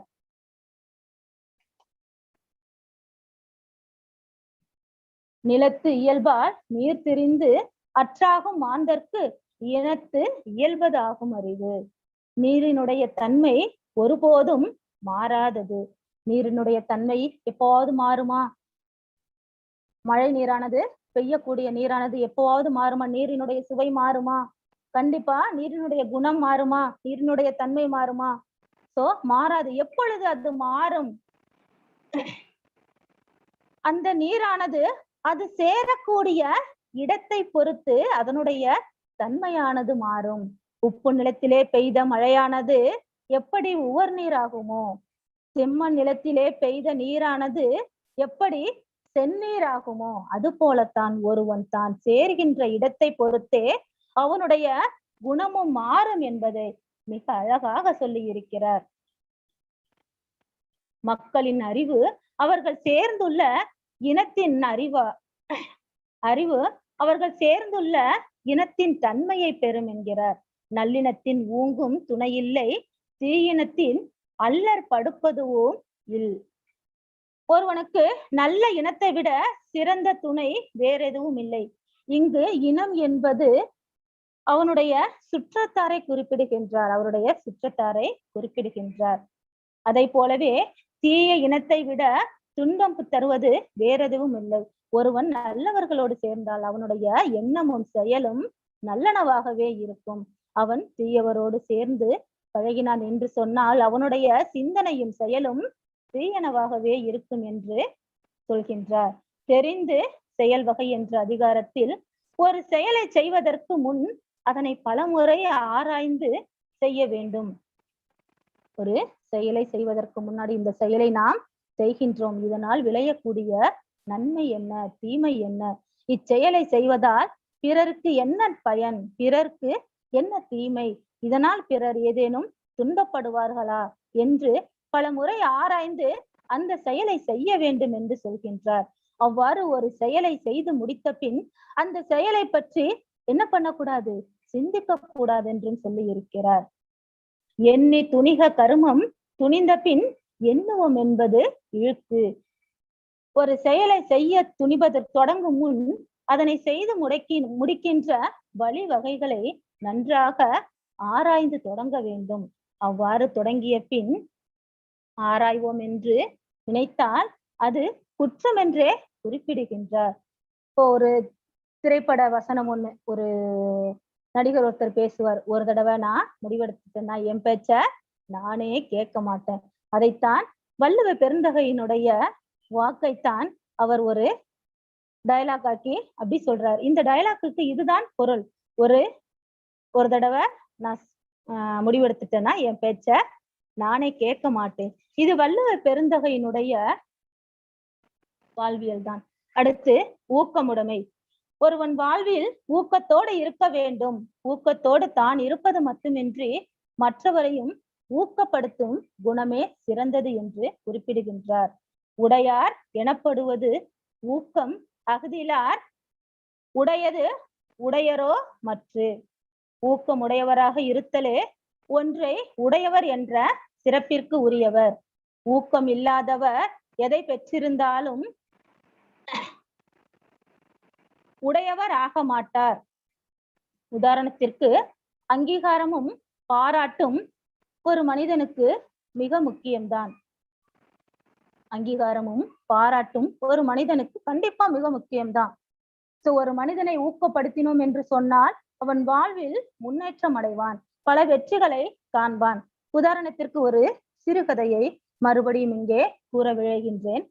50 மாணவர்கள் கொண்ட ஒரு வகுப்பறையிலே 50 மாணவர்கள் கொண்ட ஒரு வகுப்பறையிலே ஆசிரியர் தேர்வுத்தாளை திருத்தி மதிப்பெண்களை வழங்குகிறார். தேர்வுத்தாள்களை மாணவர்களுக்கு பேப்பர்லாம் திருத்திட்டாரு, வகுப்பறையில பேப்பரை கொடுத்துட்டு இருக்காரு. முதல் மதிப்பெண் பெற்ற மாணவனை அழைத்து அவனுடைய மார்க்க சொல்லி பேப்பரை விடைத்தாள பிள்ளைகள்கிட்ட கொடுக்கிறாரு. ஒரே கரவொலி, வகுப்பறை முழுவதும் கைத்தட்டல்கள், அப்படியே அந்த வகுப்பறையே அதிர்கிறது. இரண்டாவது மதிப்பெண்ணை சொல்லி ஒரு மாணவரை அழைக்கிறார், அதற்கும் கைத்தட்டல்கள் ஒலித்து கொண்டே இருக்கிறது. மூன்றாவது மதிப்பெண். இவ்வாறாக தொடர்ந்து ஒரு மாணவன் கை தட்டி கொண்டே இருக்கிறான். தொடர்ந்து ஒரு மாணவன் என்ன பண்றான், கை தட்டி கொண்டே இருக்கிறான். ஆசிரியர் ஒவ்வொரு விடைத்தாள்களாக ஒவ்வொருவராக கூப்பிட்டு கொடுத்து கொண்டே இருக்கிறார். 10 மதிப்பெண் கடைசியாக இறுதியாக ஒரு மாணவனை கூப்பிட்டு விடைத்தாளை கொடுக்கிறார். அவன் அந்த வகுப்பினுடைய கடைசி மதிப்பெண் எடுத்தவன், அவன்தான் அந்த கிளாஸ்லயே லாஸ்ட் மார்க். என்ன பண்றான், வகுப்பறையே நிசப்தமா இருக்கு. கைத்தட்டல்கள் முதல் மதிப்பெண் எடுத்தவன்ல இருந்து படிப்படியா வகுப்பறையில கைத்தட்டலும் என்ன பண்ணிடுச்சு, குறைஞ்சுக்கிட்டே போயிடுச்சு. இறுதியாக ஒரு மாணவன் எழுந்திருச்சு, அவன் தான் அந்த வகுப்புல கடைசி மதிப்பெண், தன்னுடைய பேப்பரை வாங்குகிறான். நிசப்தம் வகுப்புல, அப்படியே அவ்வளவு ஒரு நிசப்தம். ஒரு மாணவன் மட்டும் என்ன பண்றான், கையை தட்டுகிறான். ஒரு மாணவன் கை தட்டுகிறான். இவன் நமக்காக கை தட்டினானே, இவன் நாம் முதல் மதிப்பெண் எடுத்ததற்காக கை தட்டினானே, அவன் கடைசி மார்க் வாங்கியிருக்கானுன்னு அவனுக்கு நம்ம கை தட்டாம விட்டோம்னா நம்ம நன்றி மறந்தவன் ஆகி விடுவோம் அல்லவா? அதனால் என்ன பண்றான், இறுதி மதிப்பெண் எடுத்த அந்த மாணவனுக்கு கை தட்டுகிறான். ஒவ்வொருத்தராக சிந்திக்கிறார்கள், அவன் நமக்கு கை தட்டினால நம்மளும் அவனுக்கு கை தட்டணும்ல, அதுதானே நாம் அவனுக்கு செய்யக்கூடியது என்று சொல்லி எல்லா மாணவர்களும் கை தட்டுகிறார்கள். ஆசிரியருக்கு ஒரே அதிர்ச்சி, என்னடா ஃபர்ஸ்ட் மார்க் எடுத்தவனுக்கும் எல்லாரும் தட்டுறான், லாஸ்ட் மார்க் எடுத்தவனுக்கும் எல்லாரும் தட்டுறான் அப்படின்னு சொல்லி ஆசிரியர் என்ன பண்றாரு, அவர்களோடு சேர்ந்து கையை தட்டி அந்த மாணவனிடம் பேப்பரை கொடுக்கிறார். இந்த லாஸ்ட் மார்க் வாங்கின மாணவருக்குன்னு ஒரே பேரதிர்ச்சி, என்னடா நம்ம போய் லாஸ்ட் மார்க் வாங்கியிருக்கோம், நமக்கும் எல்லாம் கை தட்டுறாங்களே அப்படின்னு சொல்லிட்டு இந்த கைத்தட்டல் அவனுக்கு புதுமையாக இருக்கிறது, ஆச்சரியமாக இருக்கிறது. அந்த கைத்தட்டல்கள் அவன் காதுகளிலே புதுமையாக ஒலிப்பதை அவன் என்ன பண்றான், உணர்கின்றான். அது அவனுக்கு பெரும் ஊக்கமாக அமைகின்றது. அந்த கைத்தட்டல்களின் ஒலிக்காக தொடர்ந்து படிக்கின்றான். அடுத்த தேர்வில் வகுப்பில் முதல் 10 மதிப்பெண்களுக்குள் வருகிறான். இங்கு அந்த மாணவன் கைத்தட்டல்களை தனக்கு கிடைத்த ஊக்கமாக எண்ணி முயற்சித்து நல்ல மதிப்பெண் பெறுகின்றான்.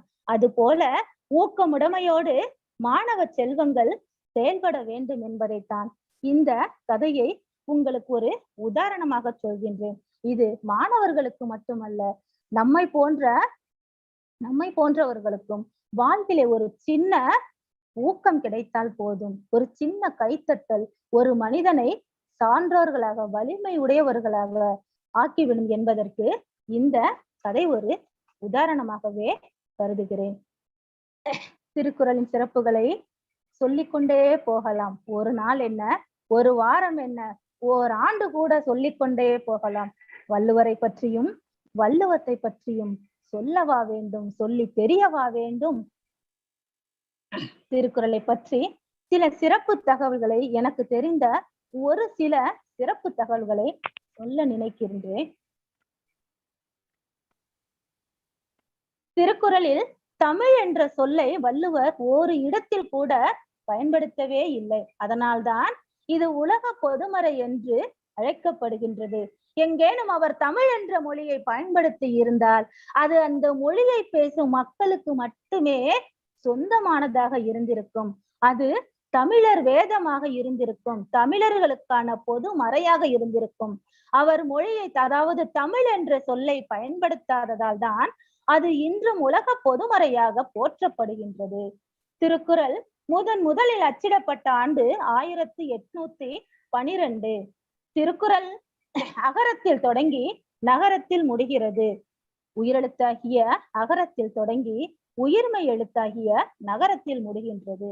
திருக்குறளில் உள்ள சொற்கள் மொத்தம் 14,000 சொற்கள் திருக்குறளில் எடுத்தாளப்பட்டுள்ளது. திருக்குறளில் உள்ள மொத்த எழுத்துக்கள் 42,194 எழுத்துக்கள் பயன்படுத்தப்பட்டுள்ளன. தமிழ் எழுத்துக்கள் 247 எழுத்துக்களில் 37 எழுத்துக்கள் மட்டும் இடம்பெறவே இல்லை. 37 எழுத்துக்கள் மட்டுமே இடம்பெறவே இல்லை. திருக்குறளில் இடம்பெறும் 2 மலர்கள் அனிச்சம், குவளை. இந்த குவளை மலருக்கு நமக்கு எல்லாத்துக்குமே தெரியும். அனிச்சம் என்பது ஒரு மென்மையான மலர். அந்த மலரை பற்றி வள்ளுவர் சொல்லுகையிலேயே நமக்கெல்லாம் அவற்றை நாம எல்லாம் கொஞ்சம் என்ன சொல்றது, நம்முடைய முன்னோர்கள் எல்லாம் அதிர்ஷ்டசாலிகள் தான். அவர்கள் எல்லாம் இயற்கையோடு, இயற்கை வாழ்வியலோடு வாழ்ந்தவர்கள். நாம எல்லாம் அனிச்சப்பூ நாம எல்லாம் பார்த்திருக்கோமா? யாராவது பார்த்ததில்லை. ஆனா வள்ளுவ பெருந்தகை சொல்லி இருக்கிறார், மோப்ப குழையும் அனிச்சம் முகம் திரிந்து நோக்க குழையும் விருந்து. எவ்வளவு அழகாக, நெப்பமாக, இதை விட எப்படி சொல்ல முடியும்? ஒரு மலரை அப்படி முகர்ந்து பார்த்தாலே அந்த மலரானது வாடி விடுமாம். அதுதான் அனிச்ச மலர். அது போல விருந்தானது எப்படி இருக்குமா, எப்படி இருக்கக்கூடாது என்பதையும் சொல்கிறார். நம்மளுடைய விருந்தினரிடம் நம்மளுடைய முகமானது கொஞ்சம் அப்படி நாம முகம் மாறுபட்டாலானது அந்த விருந்தினுடைய நோக்கமே கெட்டுவிடும் அப்படின்னு அழகா சொல்லி இருக்கிறாரு. திருக்குறளில் இடம்பெறும் ஒரே பழம் நெருஞ்சி பழம். நெருஞ்சி பழத்தை வள்ளுவர் சொல்லி இருக்கிறார். திருக்குறளில் இடம் இடம்பெற்ற ஒரே விதை குன்றிமணி. குன்றிமணி நம்ம சீட்ஸ் சொல்லுவோம் இல்லையா, சீட்ஸ் என்றால் விதை. அந்த குன்றிமணி விதையை பற்றி மற்றும் சொல்லி இருக்கிறார். திருக்குறளில் பயன்படுத்தப்படாத உயிரெழுத்து ஔ என்ற உயிரெழுத்து மட்டுமே. ஔ என்ற எழுத்தை திருக்குறளில் 1330 குறள்கள்ல ஓர் இடத்துல கூட ஔ என்ற சொல்லை வள்ளுவர் பயன்படுத்தவே இல்லை. திருக்குறளில் 2 முறை வரும் அதிகாரம் குறிப்பறிதல். திருக்குறளில் இடம்பெற்ற 2 மரங்கள் பனை, மூங்கில். திருக்குறளில் அதிகம் பயன்படுத்தப்பட்ட ஒரே எழுத்து நீ. 2 சுழி நகரம். 1705 முறை இந்த நீ என்ற எழுத்தை பயன்படுத்தி இருக்கிறார். குறளில் ஒரு சொல் அதிக அளவில், அதுவும் அதே குறளில் வரும் சொல் பற்று. இந்த பற்று என்ற சொல் அந்த குறள்ல 7 இடத்தில் வருகிறது. பற்றுக, பற்றற்றான், பற்றினை, அப்பற்றை, பற்றுக, பற்று விடற்கு. இந்த பற்று என்ற சொல் இந்த ஒரே ஒரு குறளில் மட்டும் அதிக இடத்தில் வருகிறது. திருக்குறளில் ஒரு முறை மட்டுமே பயன்படுத்தப்பட்ட 2 எழுத்துக்கள் லீ, ஞ. இந்த லீ என்ற எழுத்தும் ஞ என்ற எழுத்தும் ஒரு முறை மட்டுமே பயன்படுத்தப்பட்டுள்ளது. திருக்குறளில் இடம்பெறாத 2 சொற்கள் தமிழ், கடவுள். திருக்குறள் மூலத்தை முதலில் அச்சிட்டவர் தஞ்சை ஞானப்பிரகாசர். திருக்குறளுக்கு முதலில் உரை எழுதியவர் மணக்குடவர். முதலில் ஆங்கிலத்தில் மொழிபெயர்த்தவர் ஜி.யு. போப். திருக்குறளில் இடம்பெறாத ஒரே எண் 9.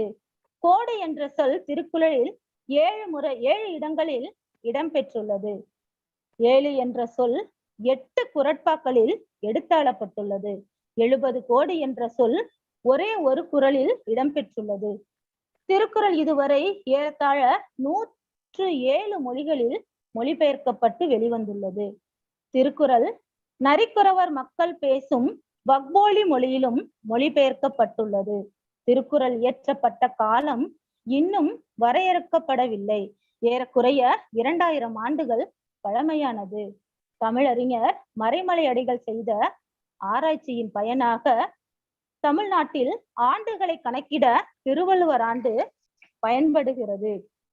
திருவள்ளுவர் ஆண்டு என்பது நம்முடைய சாதாரண ஆண்டோடு நம்ம இப்போ எந்த ஆண்டுல இருக்கோம்? 2021 இருக்கும். இந்த 2021 31 ஆண்டுகளை கூட்ட வேண்டும். அதாவது 2021 பிளஸ் 31 கூட்டினால் 2052. அதாவது இப்பொழுது திருவள்ளுவர் ஆண்டு 2052. திருக்குறளை பற்றி அறிஞர்களினுடைய கருத்துக்கள், எந்தெந்த அறிஞர்கள் திருக்குறளை பற்றி என்னெல்லாம் சொல்லி இருக்கிறார்கள் என்பதை தங்களிடம் கூற விளைகின்றேன். திருக்குறளை பற்றியும் திருவள்ளுவரை பற்றியும் பல அறிஞர்கள் தங்களுடைய கருத்துக்களை மிக அழகாகவும் நுட்பமாகவும் நமக்கு கூறியுள்ளனர்.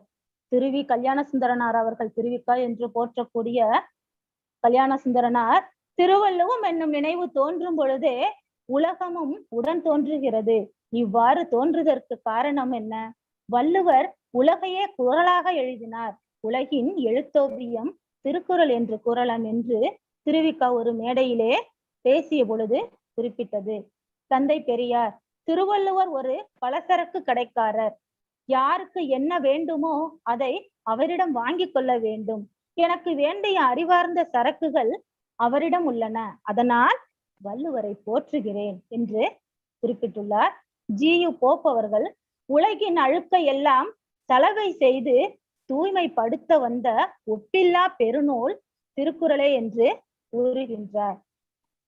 ஆல்பர்ட் ஸ்வைட்சர் என்ற அறிஞர், உலகில் மனித நேயத்தை புகட்ட வந்த ஒப்பற்ற நூல் திருக்குறளை என்கிறார்.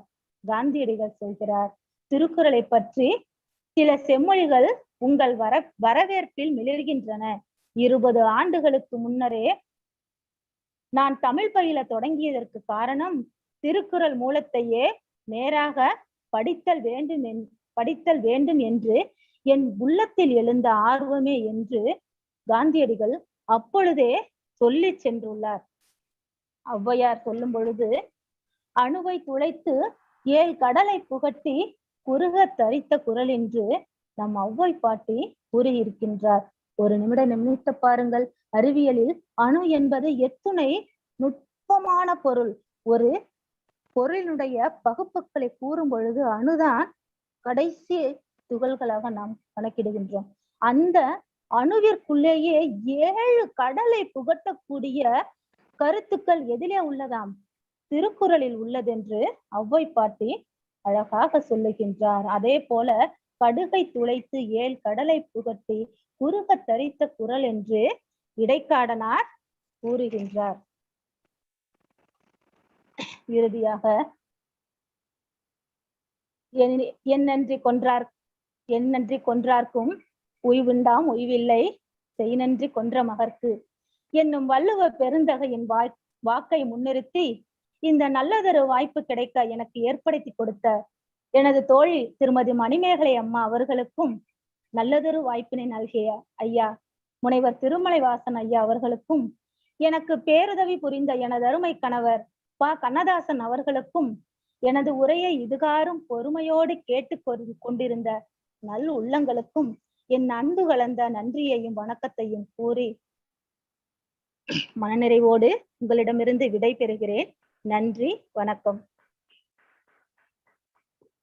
அருமை அருமை பிரியா மேடம், ரொம்ப மகிழ்ச்சி, ரொம்ப மகிழ்ச்சி. ஆக்சுவலா இந்த திருக்குறள் வந்துட்டு மனப்பாட பகுதியாகவோ மற்றதோ வச்சுட்டு பசங்களையும் மற்றவங்களையும் மனப்பாடம் சொன்னதாலேயோ என்னவோ தெரியல, அப்பல இருந்து இருவருக்குமே உலகத்துல இருக்கிற வரவேற்பு, அதை உள்வாங்குற தன்மையும் பயன்படுத்தும் தன்மையும் இந்தியால குறைவா இருக்கு, அதுவும் தமிழ்நாட்டுல குறைவா இருக்கு. உங்களை பேர் ஆட்கள் இது மாதிரி எளிமையாக அழகாக எடுத்து சொல்லும் ஒரு வள்ளுவ மாலையில ஒன்று ஒரு மாலை போட்ட மாதிரியான ஒரு முத்தாய்ப்பான வரையறைஞ்சு எங்களை நீங்க தயார்படுத்தின விதம், இது முனைவர் எம். பிரியா அவர்களுக்கு இணைய வழியில முதல் வரையறைஞ்சு அப்படின்னா யாருமே நம்ப மாட்டாங்க. அவ்வளவு அழகா அவ்வளவு தெளிவா ஒரு டிசைன் பண்ணி அந்த டிசைனுக்குள்ளார அழகா எங்களை எல்லாருமே இழுத்துட்டீங்க. இந்த திருவள்ளுவ அந்த வாழ்வியல் நெறிகளுக்குள்ளார எங்களை அழகா ஒரு மாலையா இந்த 1 மணி நேரம் ஜோடிச்சிட்டீங்க. உங்களுடைய ஆரம்பமே நல்லா இருந்தது. எங்களை எப்படி தயார்படுத்தினீங்கன்னா, பிற பெயர்கள் இது உங்களுக்கு தெரியும், எல்லாருக்கும் தெரியும் அப்படின்னு சொல்லிட்டீங்க. அடுத்தது திருக்குறள் பெயர் பொருத்தம், இது எப்படி இந்த அளவுக்காக இதுக்கு குறள் வெண்பா, அளவுக்காக ஒரு பேரு, அதுக்கப்புறம் அது மேன்மைக்கும் உயர்வுக்காகவும் திரு அப்படின்னு சொல்லிட்டு அது சுருக்கமா சொல்லிட்டீங்க. அடுத்தது வரும்பொழுது என்ன பண்ணுங்க அப்படின்னா, சான்றோர்கள் சொன்ன வார்த்தை எல்லாமே ஏதோ பேச்சுக்குன்னு சொன்னது கிடையாது. திருவள்ளுவர் செல்வன் அப்படின்னா நீ கல்யாணத்துல எங்கிட்ட டீல் பேச வேணா வாங்க, அடுத்த ஒரு பையன் இருக்கிறான். திருவள்ளுவர் செல்வினா இங்கேயும் எங்கிட்ட அடுத்த பொண்ணும் இருக்கு, டீல் பேச முடியுங்கிற மாதிரி அது தெரியாது எனக்கு. இவ்வளவு வருடங்கள்ல இப்போதான் தெரியும். அதனால சான்றோர்கள் சொன்ன வார்த்தைகள் எல்லாமே வார்த்தைகளுக்குள்ள உள்ளார நிறைய அர்த்தங்கள் புரிந்திருக்குன்றமே எங்களை தயார்படுத்தி, அப்ப சான்றோன் திருவள்ளுவன் அவனை சொல்ல நான் போறேன் நீங்க கேளுங்கன்றமே எங்களை தயார்படுத்திட்டீங்க. அது ஒரு தயார்படுத்திட்டு உங்க ஒன்னும் ஆச்சரியமா இருக்கு. என்ன ஆச்சரியமா இருக்குது அப்படின்னா, நீங்க அமைச்சுக்கிட்ட விதம் எனக்கு ஒரு டிராவல் கிடைக்குது. அந்த வாழ்வியல் கருத்துக்கள் எல்லாமே நான் அடுக்கி பார்க்கறது எனக்கு கிடைக்குது. எப்படின்னா, ஒரு ஆரம்பிக்கும் போது ஒரு நெகிழ்வான கதை, 3 கதைகளுமே முத்தான நடைமுறை வாழ்க்கை கதை. ஏன்னா வள்ளுவனை வாழ்க்கையில கூறதால ஏதோ ஒரு புனைக்கதைகள் சொல்லாம, ஒரு கதையை சொல்லாம நீங்க வாழ்க்கையில நடந்த 3 கதையை சொல்லி அழகா அடுக்குறீங்க. அந்த முதல் கதையில நெகிழ்வான கதை, தந்தை மகர் காற்றும் நன்றி, மகன் தந்தை காற்றும் உதவி, இவங்க 2 பார்த்து ஈன்ற பொழுது பெரிதுக்கும். அந்த 3 பேருடைய குடும்பத்துல இது மாதிரியான உணர்வு உங்க குடும்பத்திலேயே வரும். அப்ப என்ன வேணும் உங்களுக்கு? ஃபர்ஸ்ட் கல்வி வேணும்னு சொல்லிட்டீங்க. அடுத்த டிராவல் பாருங்களேன், கல்வி வேணும்னு சொல்லிட்டு உடனே சில பேருக்கு படிக்கலைன்னா கற்கலைன்னா போது கல்லாமுடைய தீமையை சொல்லிட்டீங்க. சரி, படிச்சுட்டு கல்லாமையை தெரிஞ்சுட்டு மட்டும் போதுமா? அறிவு வேணும்னு அறிவுடைமைக்கு வந்துட்டீங்க. சரி, அறிவு மட்டும் கல்வி மட்டும் இருந்தா போதுமா? சான்றோர் பெரியாரை துணைக்கொடல், பெரியோரும் உங்களுக்கு என்ன வேணும்? கையில வேணும்ன்றது சொல்லிட்டீங்க. பெரியார் மட்டும் இருந்தா போதுமா? அவங்களோட இல்லாட்டினா என்ன மாதிரியான பிழைகள் வரும், எத்தனை மடங்காக அந்த துன்பம் பெருகும் பண்றதை சொல்லிட்டு, சரி எல்லாமே இருக்கு, உங்கள்ட்ட கல்வி இருக்கு, அறிவு இருக்கு, பெரியவர் இருக்காங்க, நீங்க வாழ்க்கையில உயர்ந்துருவீங்களா? உயர மாட்டீங்க, சிற்றினம் சேராது இருக்கணும் அப்படின்றத சொல்லிட்டீங்க. சிற்றினம் சேராது இருந்தா மட்டும் போதுமா? எல்லாமே அறிவு எல்லாமே இருக்கு, சிற்றினமும் சேரல, நான் ஜெயிச்சிருவேன் கேட்டா காலம் அறிய வேணும் அப்படின்னு சொல்லிட்டீங்க. காலம் அறிஞ்சா மட்டும் போதுமா? குற்றத்தை என்ன பண்ணணும்? தகால், குற்றம் தகால், அவங்களையும் சேர்த்துக்கணும்னு சொல்லிட்டீங்க. அது மட்டும் இருந்தா போதுமா? கூட என்ன வேணும்? முயற்சி இருந்துகிட்டே இருக்கணும் அப்படின்னு சொல்லிட்டீங்க. முயற்சி இதெல்லாம் இருந்தா மட்டும் போதுமா? இடுக்கண் அழியாமை, இடுக்கண் எப்படி போக்கணும்ன்றத சொல்லிட்டீங்க. இதெல்லாம் போதுமா? சொல்வன்மை வேணும். எவ்வளவு அறிவு இருந்தாலும், திறமை இருந்தாலும், கல்வி இருந்தாலும், சான்றோர்கள் நம்மோட இருந்தாலும், அந்த எல்லாத்தையும் சேர்ந்து வந்தாலும் அந்த சொல்வன்மை எப்படி இருக்குன்னு சொல்லிட்டீங்க. சொல்வன்மையும் இருந்தா போதுமா? அடுத்து வலிமைகள், உன்னுடைய பவர், உன்னுடைய நீ எங்க ஸ்ட்ரென்த்ன்றது, உன்னுடைய எது முடியாத லிமிடேஷன் நீங்க தெரிஞ்சுக்கணும்னு சொல்லிட்டீங்க. அது மட்டும் போதுமா அப்படின்னு பார்க்கும்போது நீங்க இடம் சேர்றது, எந்த இடத்துல இருக்கீங்க, எந்த இனத்தோட சேர்றீங்கன்றது மாதிரியான ஒரு சொல்லிட்டு அதுக்கப்புறம் என்ன பண்ணும், எதையும் செய்யறதுக்கு முன்னாடி ஆய்ந்து செய்யணும். எல்லாம் வந்துச்சு, உங்கள்ட்ட பணம் பொருள் வந்துச்சு கொடுக்கணும், அதையும் ஆய்ந்து கொடுக்கணும்னு சொல்லிட்டீங்க. ஆய்ந்து கொடுத்து, ஏன்னா மத்தபடி நீங்க இவ்வளவு தூரம் உழைச்சி யார்ட்டையும் ஏந்த கூடாதுன்ற மாதிரி சொல்லிட்டு அதுக்கப்புறமா எல்லாமே வந்துடுறோடனே முடிஞ்சு போச்சா? இல்ல, அதுக்கப்புறமும் செயல் தொடர வேண்டும், அதுக்கான முயற்சி பண்ண வேண்டும். எண்ணி துணிவை கருமம். அதுக்கப்புறம் ஒரு ஒரு நிலை வந்ததுக்கு அப்புறம் என்ன பண்ணணும், ஜாக்கிரதையாகவும் முடிவும் எடுக்கணும். முடிவு எடுத்த உடனே வருத்தப்படாதுன்னு சொல்லிட்டீங்க. எல்லாம் சொல்லி முடிச்ச உடனே அந்த ஊக்க உடமையெல்லாம் முடிச்சு கடைசியில நன்றி மறவாதேன்னு சொல்லிட்டீங்க. மங்களம் ஆரம்பிக்கும் போது ஒரு டிராவல், எல்லாருக்கும் அந்த மாதிரியான நெகிழ்வான ஒரு சூழல் வரும், உன் வாழ்விலும் வரும் சொல்லிட்டு அதுக்கான வள்ளுவர் சொன்ன ஒரு எல்லா அழகாக பொருத்தி ஒரு டிராவல் நன்றி மறவாமை வரைக்கும் சொல்லிட்டு ஒரு முழுமையான ஒரு விருந்து சாப்பிட்டதுக்கு அப்புறமா கடைசியில வயிறு செரிமானம் ஆகாதுன்னு நினைக்கும் பொழுது ஒரு தாம்பலத்தோடு முடிப்பாங்க இல்லையா, அந்த தாம்பலத்தோட அந்த சிறப்பு, திருக்குறளின் சிறப்புகளை சொல்லி ஒரு முழுமையான ஒரு வள்ளுவர் சாலையில ஒரு அழகான வலையரங்க கொடுத்திருக்கீங்க. உங்களுக்கு, உங்க நேரத்திற்கு, உங்கள் இணையர் முனைவர் கண்ணதாசன் அவர்களுக்கு மிகப்பெரிய நன்றி. இந்த வலையரங்கில நீங்க இருக்க காரணமான மணிமேகலை அம்மா அவர்களுக்கு மிகப்பெரிய நன்றி. ஒரு முழுமையான ஒரு வலையரங்காக இது அமைந்தது. என வள்ளுவம் காட்டும் வாழ்வியல ஒரு அடுக்கி இங்க வலையரங்குக்கு பொறுத்துற மாதிரி மாணவர்கள் பொதுத்தளத்தில் இருக்கிறவங்களுக்கு தேவையான கருத்துக்களை, இன்றைக்கு தேவையான கருத்துக்களை அழகாக அடித்து ஒரு மாலையாக கொடுத்தீர்கள், வாழ்வியல் மாலையாக கொடுத்தீர்கள். உங்கள் நேரத்திற்கு நன்றி. இப்போ கருத்தாடல் நேரம். வணக்கம். வணக்கம் ஐயா. ராஜன் ஐயா வணக்கம். வணக்கம். வணக்கம். ஆடியோ கேக்குதா? வணக்கம் ஐயா. கேக்குதுங்க சார். கேக்குதுங்க சார். வணக்கம். அதாவது முனைவர் பிரியா அவர்களுக்கு என்னுடைய நெஞ்சார்ந்த வாழ்த்துக்கள்ல, அதாவது பேசிக்கலாம், திருக்குறளை பற்றி கேட்டுக்கொண்டே இருக்கலாம். அதாவது பேசுகிறவர் பேசினால் கேட்பவர்களுக்கு சுவையாக சுகமாக இருக்கும். அதுக்கு இன்னொரு எடுத்துக்காட்டு முனைவர் பிரியா அவர்கள். இந்த வலையரங்கத்துக்கு என்னுடைய வாழ்த்துக்களை தெரிவித்துக் கொள்கிறேன்.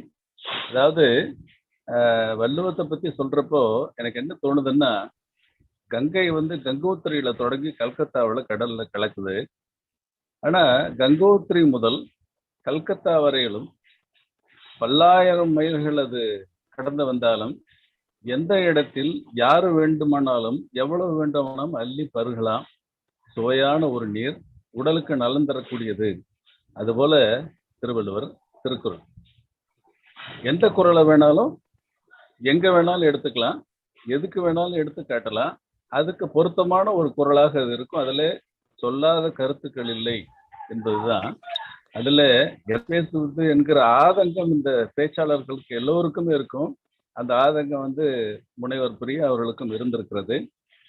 எனவே இருந்தாலும் அந்த ஆதங்கத்தை தனக்குள்ளே அடக்கி கொண்டு அற்புதமான ஒரு உரையை வழங்கி திருக்குறளின், அதாவது கேட்ட குறளில் கேள்விப்படாத செய்திகளை சிலத்தை சொல்லியிருக்கிறார். அதுதான் இந்த உரையில் இருக்க சிறப்பம்சம். எனவே அவர்களுக்கு மீண்டும் வாழ்த்துக்களை. ஒரே ஒரு செய்தியை மட்டும் நான் பதிவு செய்ய வேண்டும் என்று நினைக்கிறேன். அவர்கள் இந்த திருக்குறளின் சிறப்புகளை பற்றி சொல்லுகிற போது தமிழ் என்ற சொல்லை திருவள்ளுவர் பயன்படுத்தவில்லை. அதே போல கடவுள் என்கிற சொல்லையும் பயன்படுத்தவில்லை என்கிற ஒரு பதிவும் இருக்கிறது. கடவுள் என்ற சொல் கூட திருக்குறளில் இல்லை. அதில் நான் ஒரு நிகழ்ச்சியில பேசுகிற போது சொன்னேன், அதாவது திருவள்ளுவர் தமிழ் என்ற சொல்லை பயன்படுத்தவில்லை, தமிழ் என்ற சொல்லை பயன்படுத்த வேண்டிய அவசியம் இல்லை. ஒன்று. இரண்டாவது, திருவள்ளுவர் காலத்துல, அதாவது ஆதாம் ஏவாள் உலகத்துல முதல்ல தோன்றிய மனிதர்கள் என்று எடுத்துக்கொண்டோம் என்று சொன்னார். ஆதாம் முதல் தோன்றிய, முதல் தோன்றிய. ஆனால் ஆதாம் என்பதற்கு என்ன பொருள் என்று ஆண் என்றுதான் பொருள், என்பதற்கு பெண்ணின் பொருள். ஆதாம் ஏவாளுடைய பெயர் அல்ல. ஏன்னா இருந்தது ஆண் தான், ஒரே ஒரு பெண் தான். அவர்களுக்கு பெயர் வைக்க வேண்டிய அவசியம் இல்லை. இருந்த ஆணை ஆண் என்றும் பெண்ணை பெண் என்று பெயர் வைத்துக் கொண்டார்கள், அவ்வளவுதான். அதற்கு ஆண்களும் பல பெண்கள் அவர்களுக்கு பெயர் வைக்க வேண்டிய சூழலும் அவசியமும் கட்டாயமும் ஏற்படுகிறது. வள்ளுவர் காலத்துல இருந்த ஒரே ஒரு மொழி தமிழ் தான். அதாவது நாம் அறிந்த வகையில நமக்கு ஒரு மொழி தமிழ் தான். வேறு இல்லாதனாலே தமிழுக்கு தமிழ் என்று பெயர் சூட்ட வேண்டிய அவசியம் இல்லாமல், எனவே அந்த மொழிக்கு தமிழ் என்ற பெயரே இல்லை. ராமாயணத்துல ஒரு குறிப்பு வருகிறது. அதாவது வால்மீகி ராமர் லட்சுமணனை இலங்கை நோக்கி போகும்போது பயணம் போ, நீ சீதையை கண்டுபிடித்து என்று சொல்கிறார்கள். அப்போது அவர்கள் கூடுதலாக ஒரு செய்தி சொல்கிறார்கள். தெற்கு நோக்கி போகிற போது ஒதிகை மலையை தாண்டி அதுக்கு அப்புறம் தெற்கு சென்றால் அங்கு வசிக்கிற மக்கள் பேசுகிற ஒரு மொழி உனக்கு புரியாத ஒரு மொழியாக இருக்கும். அதாவது ராமன் லட்சுமணனுக்கு புரியாத ஒரு மொழியாக இருக்கும் என்று மட்டும் சொல்லுகிறார்களே தவிர அந்த மொழிக்கு பெயர் தமிழ் என்ற சொல் ராமாயணத்திலேயும் எங்கேயும் குறிப்பிடப்படவில்லை. ராமாயணத்தின் தலைமை என்று சொல்றார்கள். அப்படி அதாவது நாம் ஒரே ஒரு மொழி மட்டுமே இருக்கு. அதை இந்த எல்லோரும் உலகம் என்று சொன்னால் 1000 மைல்கள் இருக்கக்கூடிய ஒரு நாட்டுக்குரிய அனைவரும் பெயர் வைக்க வேண்டிய அவசியம் இல்லை. எனவேதான் தமிழ் என்கிற பெயர் அந்த காலத்துல தமிழுக்கு பேசப்பட்ட மொழி. நாளை தமிழ் என்பதில் தமிழ் என்று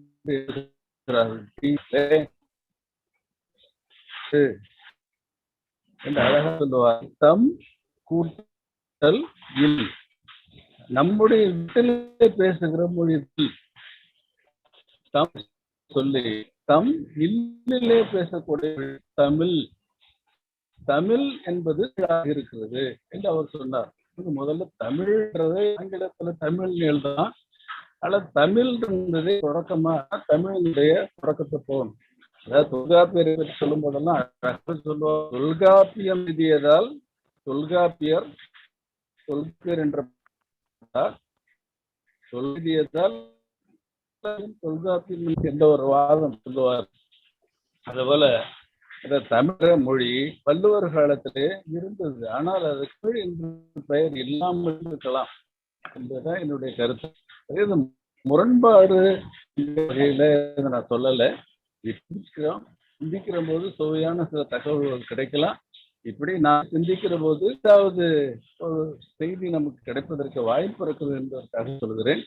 அம்மையார் அவர்களுக்கு மீண்டும் என்னுடைய வாழ்த்துக்களையும் வணக்கம் தெரிவித்துக் கொள்கிறேன்.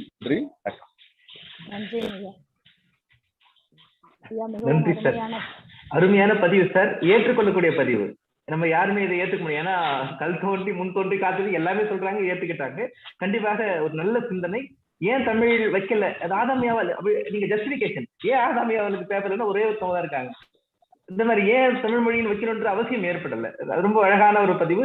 ஏற்றுக்கொள்ளக்கூடிய பதிவு. எந்த சபையில வச்சாலுமே மறுப்பதற்கான காரணம் எதுவும் இருக்காது. கண்டிப்பாக நல்ல சிந்தனை சார், நற்சிந்தனை. ரொம்ப மகிழ்ச்சியா இருக்கு சார். ரொம்ப கூடுதலாக ஒரு வேல்யூ ஆட் ஆயிருக்கு இந்த வெபினாருக்கு உங்களுக்கு கருத்து மூலயமா. ரொம்ப நன்றி சார். இது பலரின் பார்வைக்கு போகும். நீங்க சொல்ற மாதிரி அவர்கள் சிந்தனை உதித்தது கூட உதிச்சு பொருத்தி பார்த்துட்டு ஒரு முடிவுக்கு வரட்டும், அவர்களே முடிவுக்கு வரட்டும். நன்றி சார், ரொம்ப மகிழ்ச்சி சார். அடுத்த கருத்தாளர் கவிஞர் பரம நடராஜன் ஐயா அவர்கள். அவரை தொடர்ந்து இன்றைய உரையாளரை அறிமுகப்படுத்திய மணிமேகலை அவர்கள் தயாராக இருக்கட்டும். வணக்கம் சார். வணக்கம். வணக்கம் அனைவருக்கும் வணக்கம். ரொம்ப வள்ளுவத்தை பற்றி மிக அழகாக பல செய்திகளை சொன்னாங்க பிரியாமாவுக்கு என்னுடைய நெஞ்சார்ந்த மனமார்ந்த வாழ்த்துக்கள். அது திருக்குறளை பிரித்து சொல்றாங்க. குறள் என்பது வெண்பாவாலானது, திரு அடைமொழியானது. அது என்னுடைய விவரம் என்னங்கிறத மிக தெளிவாக சொன்னாங்க. ரொம்ப அழகான செய்தி. இந்த திருவள்ளுவர் செல்வன், திருநீரை செல்வன் அப்படிங்கிறதுக்கு நல்ல விளக்கம். உண்மையிலே அது ஏற்கனவே தெரிந்திருந்தாலும் கூட இந்த சபையில எத்தனை பேருக்கு அது தெரிஞ்சிருக்கும் அப்படிங்கிறத நம்ம ஒரு சந்தேகனோட தான் பார்க்க வேண்டிய சூழ்நிலை நமக்கு இருக்கும். அதனால மிக அழகான அந்த செய்திகள் ரொம்ப அழகான செய்திகள். களஞ்சியம்னா என்ன, பெட்டகம்னா என்ன அப்படிங்கிறதுக்கெல்லாம் மிக அழகான ஒரு விளக்கம். அது திருக்குறளை சார்ந்த ஒரு விளக்கம் கொடுத்தீங்க, ரொம்ப அருமையா இருந்தது. அந்த டிஎஸ்பி அந்த ஆட்சியருடைய நிகழ்ச்சி உண்மையிலே அது நிகழ்ந்த ஒரு நிகழ்வு.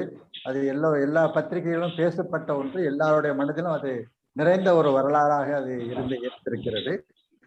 வள்ளுவமே அங்கே வாழ்ந்ததாக நான் கருதுகிறேன். அந்த குடும்பத்துல வள்ளுவமே நான் வாழ்ந்ததாக கருதுகிறேன். அதுக்கடுத்து கல்வியை பற்றி சொன்னீங்க.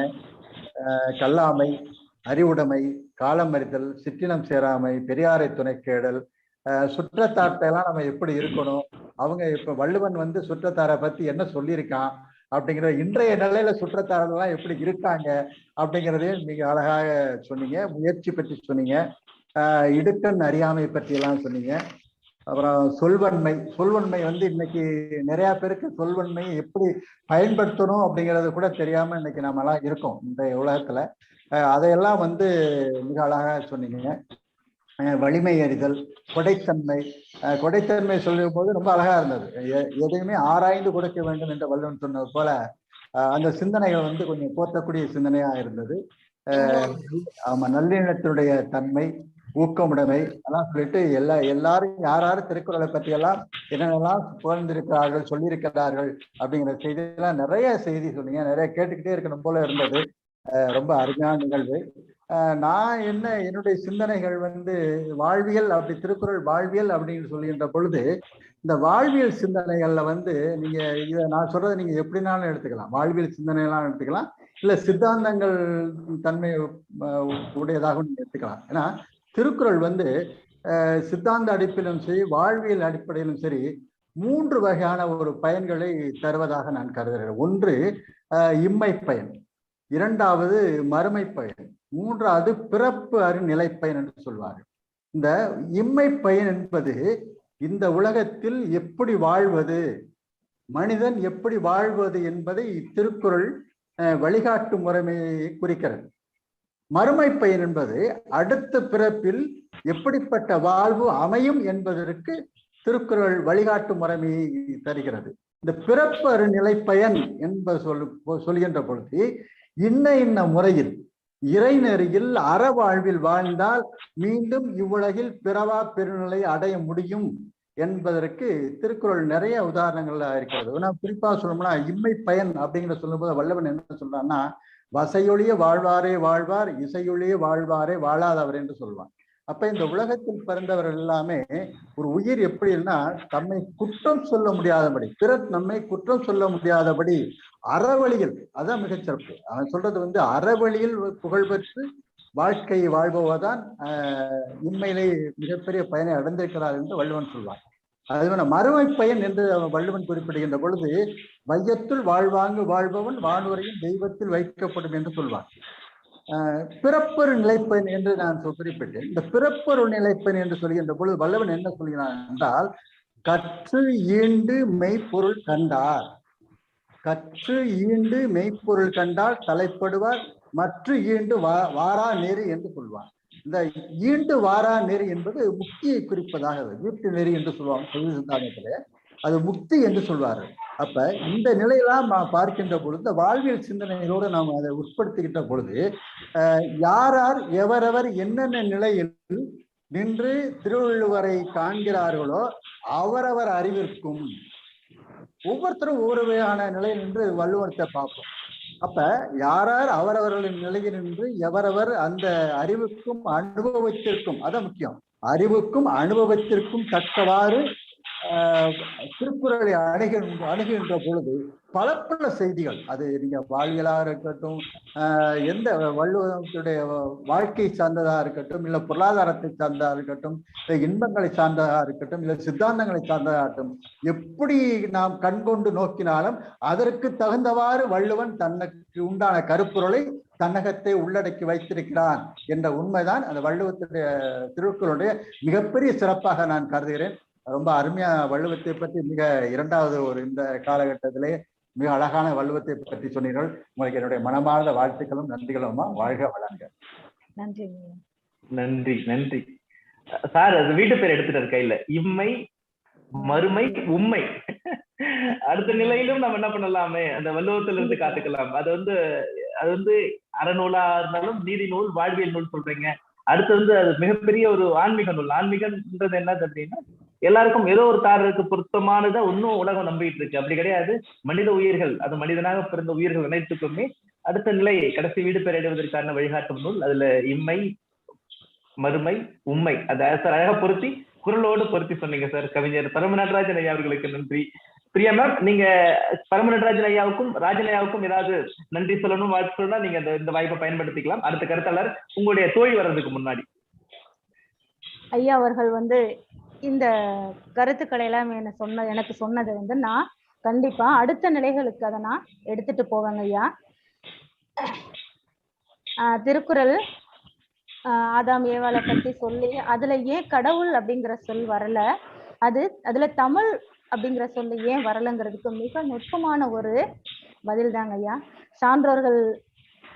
சான்றோர்களினுடைய சிந்தனை மேலோங்கி இருக்கிறது அப்படிங்கிறதுக்கு எனக்கு ஒரு உதாரணமாகவே நான் அதை பணிவோடு ஏற்றுக்கொள்கிறேன். அதே போல ஐயா அவர்களும் இம்மை மறுமையை பற்றி மிக அழகாக சொன்னார்கள். அடுத்த முறை இந்த கருத்துக்களை திருக்குறளை பற்றி பேச வாய்ப்பு கிடைத்தால் கண்டிப்பாக இதையும் நான் கருத்தில் கொண்டு அடுத்த உரைகளில் இதையும் சேர்த்து கொள்கிறேன் ஐயா. தங்களுடைய மேலான கருத்துக்களுக்கு மனம் நிறைந்த நன்றிகள் ஐயா இருவருக்கும். நன்றிமா, நன்றி நன்றி ஐயா. அழகான ஒரு சான்றோர்கள் சங்கமித்த இடமாக அது கருத்து ஒரு பக்கம் இருக்கு, அந்த கருத்துக்கான வாழ்த்தும் இருக்கு, அந்த வாழ்த்துக்கான கூடுதல் தகவல்களும் இருக்கு. அது எந்த இடத்துலயுமே இந்த கேப் இல்லாம அந்த முழுமைத்துவத்தோடு வள்ளுவம் பகிரப்பட்டு வருகிறது வாழ்வியல் நோக்குல. அடுத்த கருத்தாளர் அம்மா அவர்கள் இன்று இந்த வலையரங்கில் பேச காரணமான மணிமேகலை அம்மா அவர்கள். ஏற்கனவே அழகான ஒரு விருந்து நம்மளுக்கு அவங்க கொடுத்துருக்காங்க இந்த வலையரங்குல. வணக்கம்மா.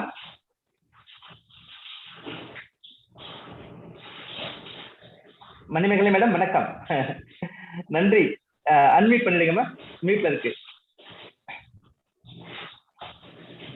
வணக்கம்மா, மியூட்ல இருக்குமா, மியூட் அன்மியூட் பண்ணிட்டு பேசலாமா நீங்க? வணக்கம் ஐயா, கேக்குதுங்களா? இப்போ வணக்கம் வணக்கம் வணக்கம்மா. நல்லா இருக்கீங்க? எப்படி இருக்கீங்க? நிகழ்வு ரொம்ப அருமையா இருந்தது. நல்லா இருக்கேன். உங்க தோழிக்கு வாழ்த்துக்கள் பிரியா மேடம். உங்களுடைய சொற்பொழிவை முழுக்க கேட்டேன், ரொம்ப அருமையா இருந்தது. பொதுவாகவே மாணவர்கள் பாத்தீங்கன்னா திருக்குறள் அப்படிங்கிறது ஒரு உலக பொதுமறைன்னு சொல்றோம். திருக்குறளை மொழிபெயர்க்காத ஒரு மொழியே இல்லை. அப்படி அத்தனை மொழிகளுக்கும் உரிய, அத்தனை மக்களுக்கும் உரிய ஒரு வாழ்வியல் நூல் அப்படின்னு சொன்னோம்னா அந்த திருக்குறளை ரொம்ப அழகா அதுல இருக்கக்கூடிய வாழ்வியல் கருத்துக்களை அடுக்கடுக்கா வரிசையா கொண்டு போனீங்க.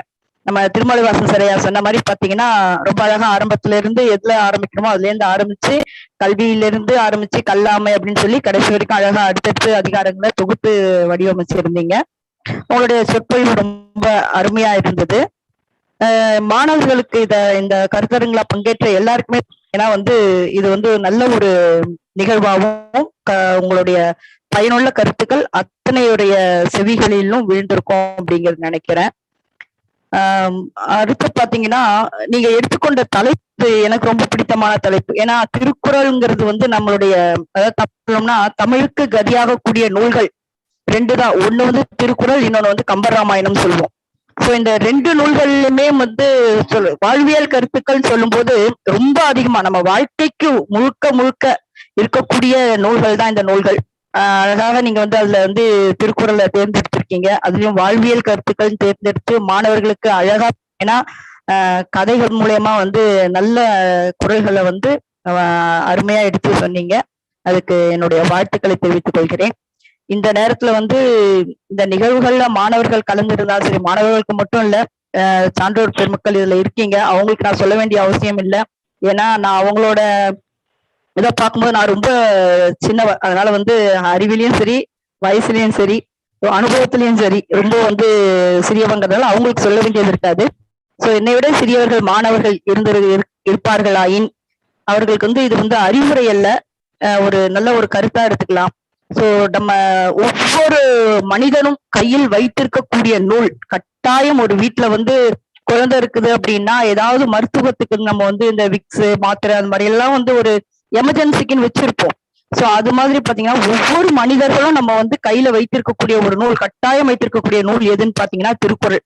திருக்குறள் நம்ம கையில இருந்தது அப்படின்னா எந்த நேரத்துல யார் எதை வேணாலும் எந்த தலைப்பு கொடுத்தாலும் நம்மளால மணிக்கணக்கா பேச முடியும். அத்தகைய சுயமிகுந்த கருத்துக்கள் நிறைந்த வாழ்வியல் கருத்துக்கள் மட்டும் இல்ல, அதுல நிறைய கருத்துக்கள் இருக்கு, அறம் சார்ந்த கருத்துக்கள் நிறைய இருக்கு. ஒரு அரசனை பற்றியோ அல்லது நம்மளுடைய இல்லற வாழ்க்கையை பற்றி, கல்லாமை பற்றி அப்படின்னு சொல்லி நிறைய கருத்துக்கள் இருக்கு. அதை வந்து பன்முக பார்வையில நம்ம வந்து திருக்குறளை வந்து நம்மளால வந்து ஆய்வு செய்ய முடியும். அத்தகைய சிறப்பு வாய்ந்த அந்த நூலை ஒவ்வொரு மனிதராக பிறந்த ஒவ்வொருத்தர் கையிலயும் இருக்கணும். அவங்க வீட்டோடைய அலமாரியில அலங்காரம் செய்யக்கூடிய பொருட்கள் நிறைய இருந்தாலும் அந்த திருக்குறளை வந்து ஒரு அலங்கார பொருளா வைத்திருந்து அந்த அலங்கார பொருளை எப்படி நம்ம வந்து வீட்டுக்கு வந்து பயன்படுத்தி கொள்கின்றோமோ அது போல நம்முடைய வாழ்வியலுக்கு பயன்படுத்தி கொள்ள வேண்டும் அப்படிங்கிற ஒரு கருத்தை வந்து இந்த நிகழ்வை நான் பதிவு செய்யறேன்.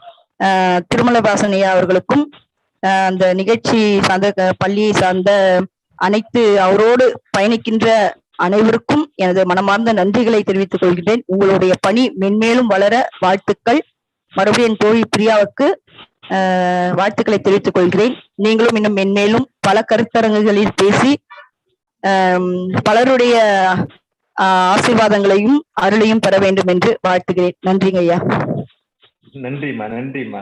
ரொம்ப மகிழ்ச்சிமா. ரொம்ப அழகான கருத்து சொன்னீங்க. ஆதங்கம் வெளிப்பட்டது. ஒரு வீடு இருந்ததுன்னா அலங்கார பொருள் கூடவே அதுக்கு ஈக்குவலா அதுக்கு மேலவே திருக்குறள் நூல் வந்து ஒரு கையடா எல்லார் கையிலும் இருக்கணும். அது குழந்தைகள் இருக்கிற இடத்துல திருக்குறள் இருக்கணும்ன்ற கருத்தும் தமிழ் கதின்னு அப்படி சொன்னாலே அந்த கம்பராயணம் திருக்குறளை மட்டும்தான். அந்த நூல்களை கண்டிப்பா வாசிக்க வேண்டும். வாழ்வியல் கருத்துக்களை பொய்ந்திருக்கும் இடமாவும் அதுவுமே நீங்க ஒரு நிறைய ஒரு சிறப்பான உரையாளர், சிறந்த ஆய்வாளர், நிறைய உரையை ஆற்றிருக்கீங்க. ஆனா தன்னோடு பயணிக்கும் சக தோழிக்கும் ஒரு ஆக்கமும் ஊக்கமும் கொடுத்தாங்க சொன்னாங்க காலையில மேடம். ரொம்ப மகிழ்ச்சியா இருந்தது. ஏன்னா அந்த நட்புல இருக்கிற அந்த கிளாரிட்டி பாக்குறேன், அந்த நட்புல இருக்கிற ஆக்க ஊக்கம் பாக்குறேன். ரொம்ப மகிழ்ச்சியா இருக்கு. உங்களோட நட்புல நான் ரொம்ப மகிழ்கிறேன். காலையில பிரியா மேடம் சொல்லிட்டு இருந்தாங்க. ரொம்ப மகிழ்ச்சி. வாழ்த்துக்கள் பிரியா மேடம். உங்களுக்கும் மணிமய மேடம் நன்றி. உங்களுடைய நட்பு மேலும் வளர வாழ்த்துக்கள். நன்றி. நன்றிங்க. ஒரு கருத்து சொல்லிருக்கீங்க. நேரத்திற்கு நன்றி மேம். நன்றி. Thank you sir. நன்றி மேம். நன்றி. அடுத்த கருத்தாளர் இருவருக்கு மட்டும் மேம். பிரியா மேம், நீங்க மணிமேகலை மேடம் பத்தி ஒரு 2 நிமிடங்கள் பேசலாம். அதுக்கு அடுத்த கருத்தாளர் தயாரா இருங்க. என்னுடைய பாசமிகு தோழி மணிமேகலை அவர்கள், காலம் என்னை பின்னோக்கி கொண்டுட்டு போயிடுச்சோன்னு நினைக்கிறேன் நான். ஏன்னா முன்னாடியே அவங்களுடைய நட்பு கிடைச்சிருந்தா கண்டிப்பா இன்னும் வாழ்க்கையில நிறைய சாதிச்சிருக்கணும்னு தோணுது. சோ அவர்களுடைய ஊக்கமும் அவர்கள் என்னை வழிநடத்தக்கூடிய விதமுமே எனக்கு சற்று புதுமையாக இருக்கும். அவர் ஒரு செயலை ஒரு கண்ணோட்டத்தோடு பார்ப்பார், நான் ஒரு கண்ணோட்டத்தோட பார்ப்பேன். அப்படி இல்லை பிரியா மேம். எப்பவுமே நான் ஒரு செயலை செஞ்சுட்டேன்னா, ஒரு சின்ன தவறு செஞ்சுட்டேன்னா கூட அது என்னுடைய பார்வையில சரியா இருக்கும். நான் வந்து அவங்க கிட்ட மேம் இது மாதிரி நான் பண்ணிட்டேன் மேம் அப்படின்னு நான் சொன்னேன்னா உடனே அவங்க என்னை வழி நடத்துவாங்க. ஒவ்வொரு சின்ன சின்ன செயல்கள்லையுமே நான் வந்து ஓராண்டுகள் தான் அவர்களோட பயணிச்சிருக்கேன். அந்த ஓராண்டுகளுமே என்னுடைய மனதிலே ஒரு மலர் சோலைக்குள்ள போன ஒரு உணர்வு தான் எனக்கு.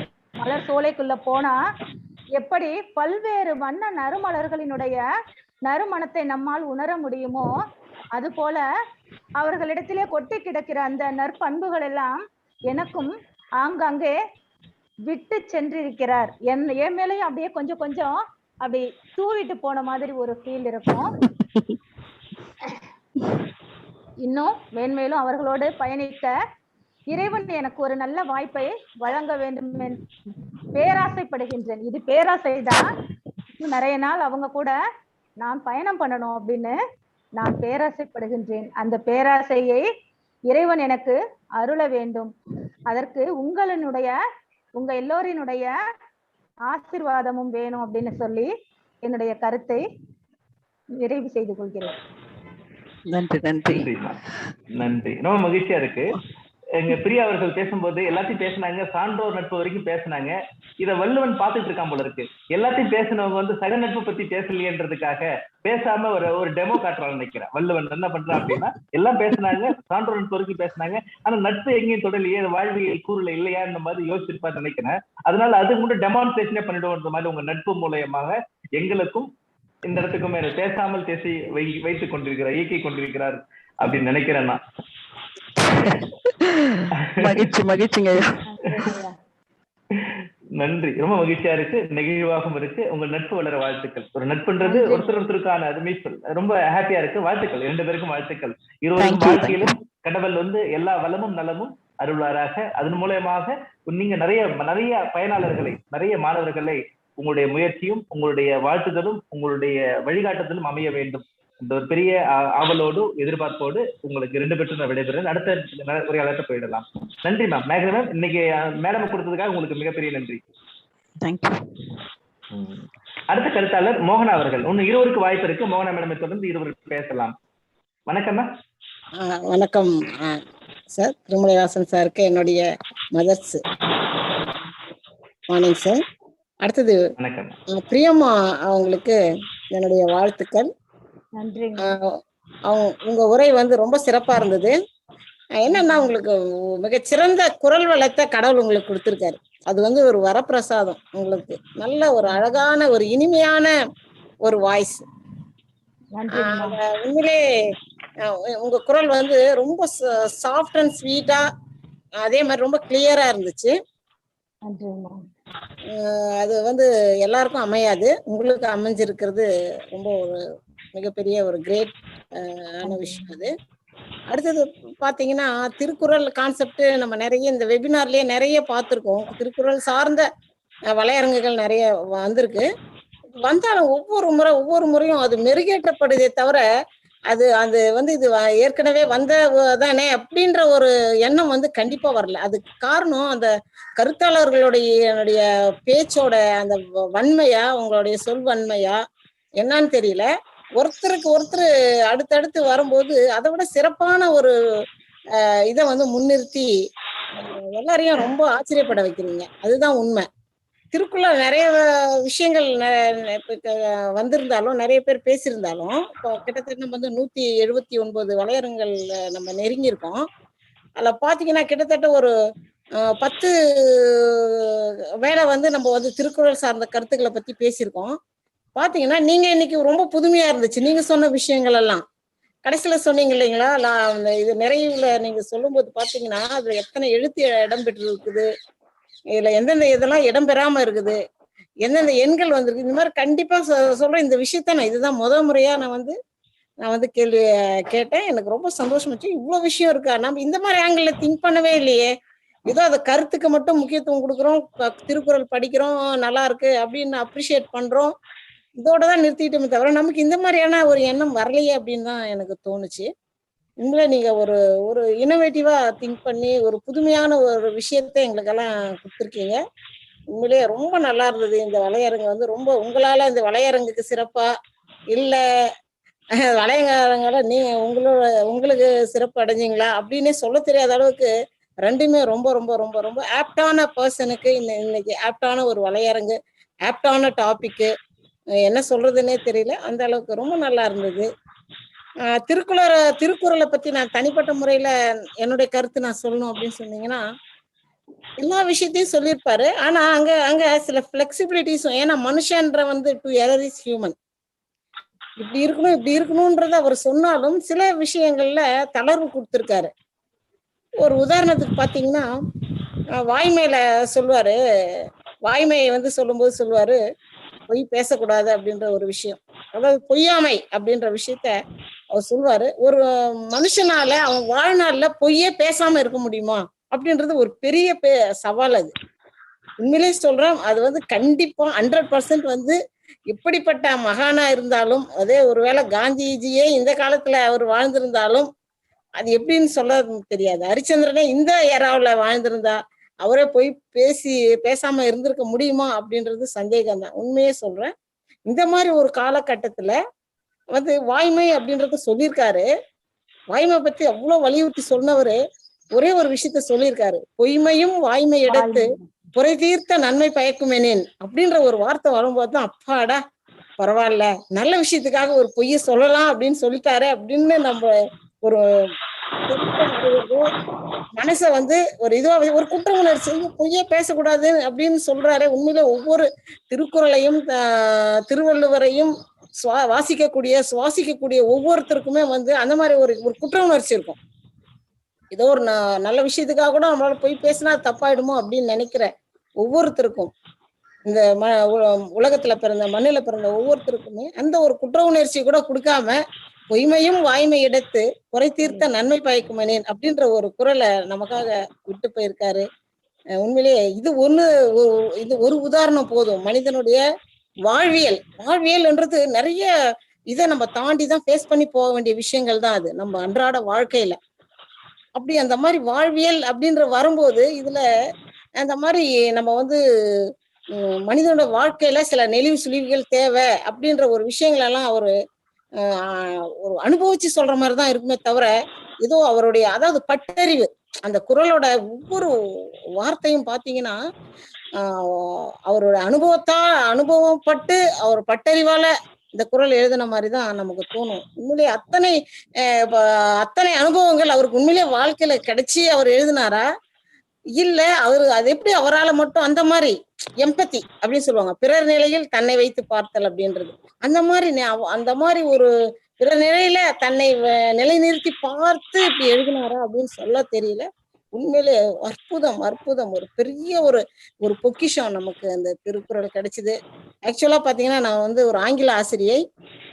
என் பசங்க கிட்டலாம் நான் சொல்லுவேன், என்னுடைய ஸ்டூடெண்ட்ஸ் கிட்ட கண்டிப்பா டிக்ஷனரி இருக்கணும். என் கிளாஸ் நான் ஃபர்ஸ்ட் டே நான் எந்த கிளாஸ் ஹேண்டில் பண்ண போறேனோ வெரி ஃபர்ஸ்ட் டேவே நான் சொல்லிடுவேன், எல்லாரும் டிக்ஷனரி வாங்கணும். எத்தனை பேர் வச்சிருக்கீங்க, ரைஸ் யுவர் ஹேண்ட்ஸ்ன்னு சொல்லுவேன். அடுத்தது என்ன பண்ணுவாங்க, சிலர் இல்லைன்னு சொல்லுவாங்க, இருக்கவங்க இல்லாதவங்களும் இன்னைக்கே போய் ஃபர்ஸ்ட் ஒரு டிக்ஷனரி வாங்கணும் அப்படின்னு சொல்லுவேன். அதே சமயம் கண்டிப்பா நான் வந்து என் பசங்களுக்கு சொல்லுவேன், தமிழ்ல வந்து கண்டிப்பா திருக்குறள் உங்க கூட இருக்கணும். எப்படி ஒரு டிக்ஷனரி கம்பல்சரி நீங்க வச்சிருக்கீங்களோ அந்த மாதிரி உங்க கூடவே ஒரு திருக்குறள். அது வந்து ரேட்டை பத்தி அக்கறை இல்லை, size not a matter of size price அதெல்லாம் கிடையாது. உன்னால என்ன முடியுமோ, உன்னால எந்த அளவுக்கு உன்னால விலை கொடுத்து வாங்க முடியுமோ அந்த அளவுக்கு, சின்னது பெருசு எப்படினாலும் சரி கண்டிப்பா ஒரு திருக்குறள் உங்க கூட இருக்கணும் அப்படின்ற ஒரு விஷயத்த நான் எப்பவுமே என் ஸ்டூடெண்ட்ஸ்க்கு நான் சொல்லுவேன். அந்த வகையில பாத்தீங்கன்னா இன்றைய வலையரங்கம் வந்து ரொம்ப ரொம்ப சிறப்பா இருந்துச்சு. நிறைய புது விஷயங்களை சொன்னீங்க, நிறைய விஷயங்களை நான் இன்னைக்கு தெரிஞ்சுக்கிட்டேன். கண்டிப்பா இதுக்கு வந்து நான் பிரியா அம்மாவுக்கு வந்து நான் ரொம்ப நன்றி சொல்லிக்கிறேன். எனக்கு இது மாதிரி ஒரு கருத்து பகிர்வுக்கு வாய்ப்பளித்த திருமலை வாசன் ஐயாவுக்கும் நான் நன்றி சொல்லிக்கிறேன். நன்றி. நன்றி. பெருமகிழ்ச்சி. மேலதிக கருத்துக்குமே ஒரு ரூல் புக் எழுதியிருக்கிறாரு, கம்ப்ளீட் ரூல்ல அடுத்தடுத்துல தளர்வு கொடுத்திருக்காரு, அதுவுமே நல்லதுக்காக பயன்படுத்துறதுக்காக கொடுத்திருக்காரு. வாழ்க்கைய நிலையில மனுஷன் என்ன பண்ணோம் அப்படின்னா அந்த சூழல் வந்து மாற்றும் போது அதுக்காக எப்படி நம்ம மாற்றி அப்பயும் நம்ம வாழ்வியல் நெறியோடு வாழ்றதுக்கான வழிவகைகளை சொல்லியிருக்காரு. இந்த மாதிரியான கருத்துல உங்க கருத்தாடலும் நல்லா இருந்தது, மேலதிக கருத்தும் நல்லா இருந்தது. நன்றி மேம். நன்றி. பிரியா மேம், நீங்க நன்றி சொல்லலாம். அம்மையாருக்கு நன்றி.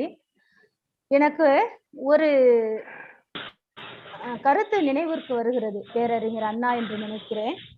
மாற்றான் தோட்டத்து மல்லிகைக்கும் மனம் உண்டு. இங்கே நான் மாற்றான் என்று குறிப்பிட்டது அவர் ஆங்கில ஆசிரியை, நானோ தமிழாசிரியை. சோ ஒரு ஆங்கில ஆசிரியரால் வள்ளுவத்தை இவ்வளவு நுட்பமாக உணர்ந்து சொல்ல முடிகிற பொழுது எங்களால் இன்னும் நாங்கள் தமிழாசிரியர்கள் இன்னும் எங்களால் சிறப்புடன் சொல்ல முடியும், சொல்லுவோம். அம்மையாரிடமிருந்து இன்னும் நிறைய கருத்துக்களை இப்போ நான் தெரிஞ்சுக்கிட்டேன். நுட்பமாக அம்மையார் சொன்னாங்க. அவர்களுடைய அந்த கருத்துல அந்த வள்ளுவத்தின் மனம் இருப்பதை நான் உணர்கிறேன்.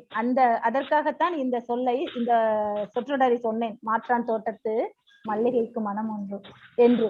மற்றபடி அவர்களை நான் என்ன பண்ண வேறு நிலையில பார்க்கல, அவர் ஆங்கில ஆசிரியை. சோ அந்த ஒரு கான்செப்ட்ல தான் நான் சொன்னேன். அம்மையாரினுடைய மேலான கருத்துக்கு நெஞ்சார்ந்த நன்றிகள் அம்மா. நன்றி. அவங்க பேசும்போது எல்லாத்தையுமே உங்களுடைய இந்த கருப்பொருள் நீங்க எடுத்துக்கொண்ட விதம் எல்லாத்தையும் பாராட்டுறாங்க. அதோட உங்களுக்கு குரல் வளத்தை பார்த்துனாங்க. குரல்னால இசைன்னு ஒன்று இருக்கு, உங்களுக்கு இயல்பாவே பேசும்போது இசையை சேர்ந்து கடவுள் கொடுத்துருக்கிறது. அதுதான் எல்லாரையுமே இது வரைக்கும் கட்டமைச்சிட்டு இருக்கு. வாழ்த்துக்கள்.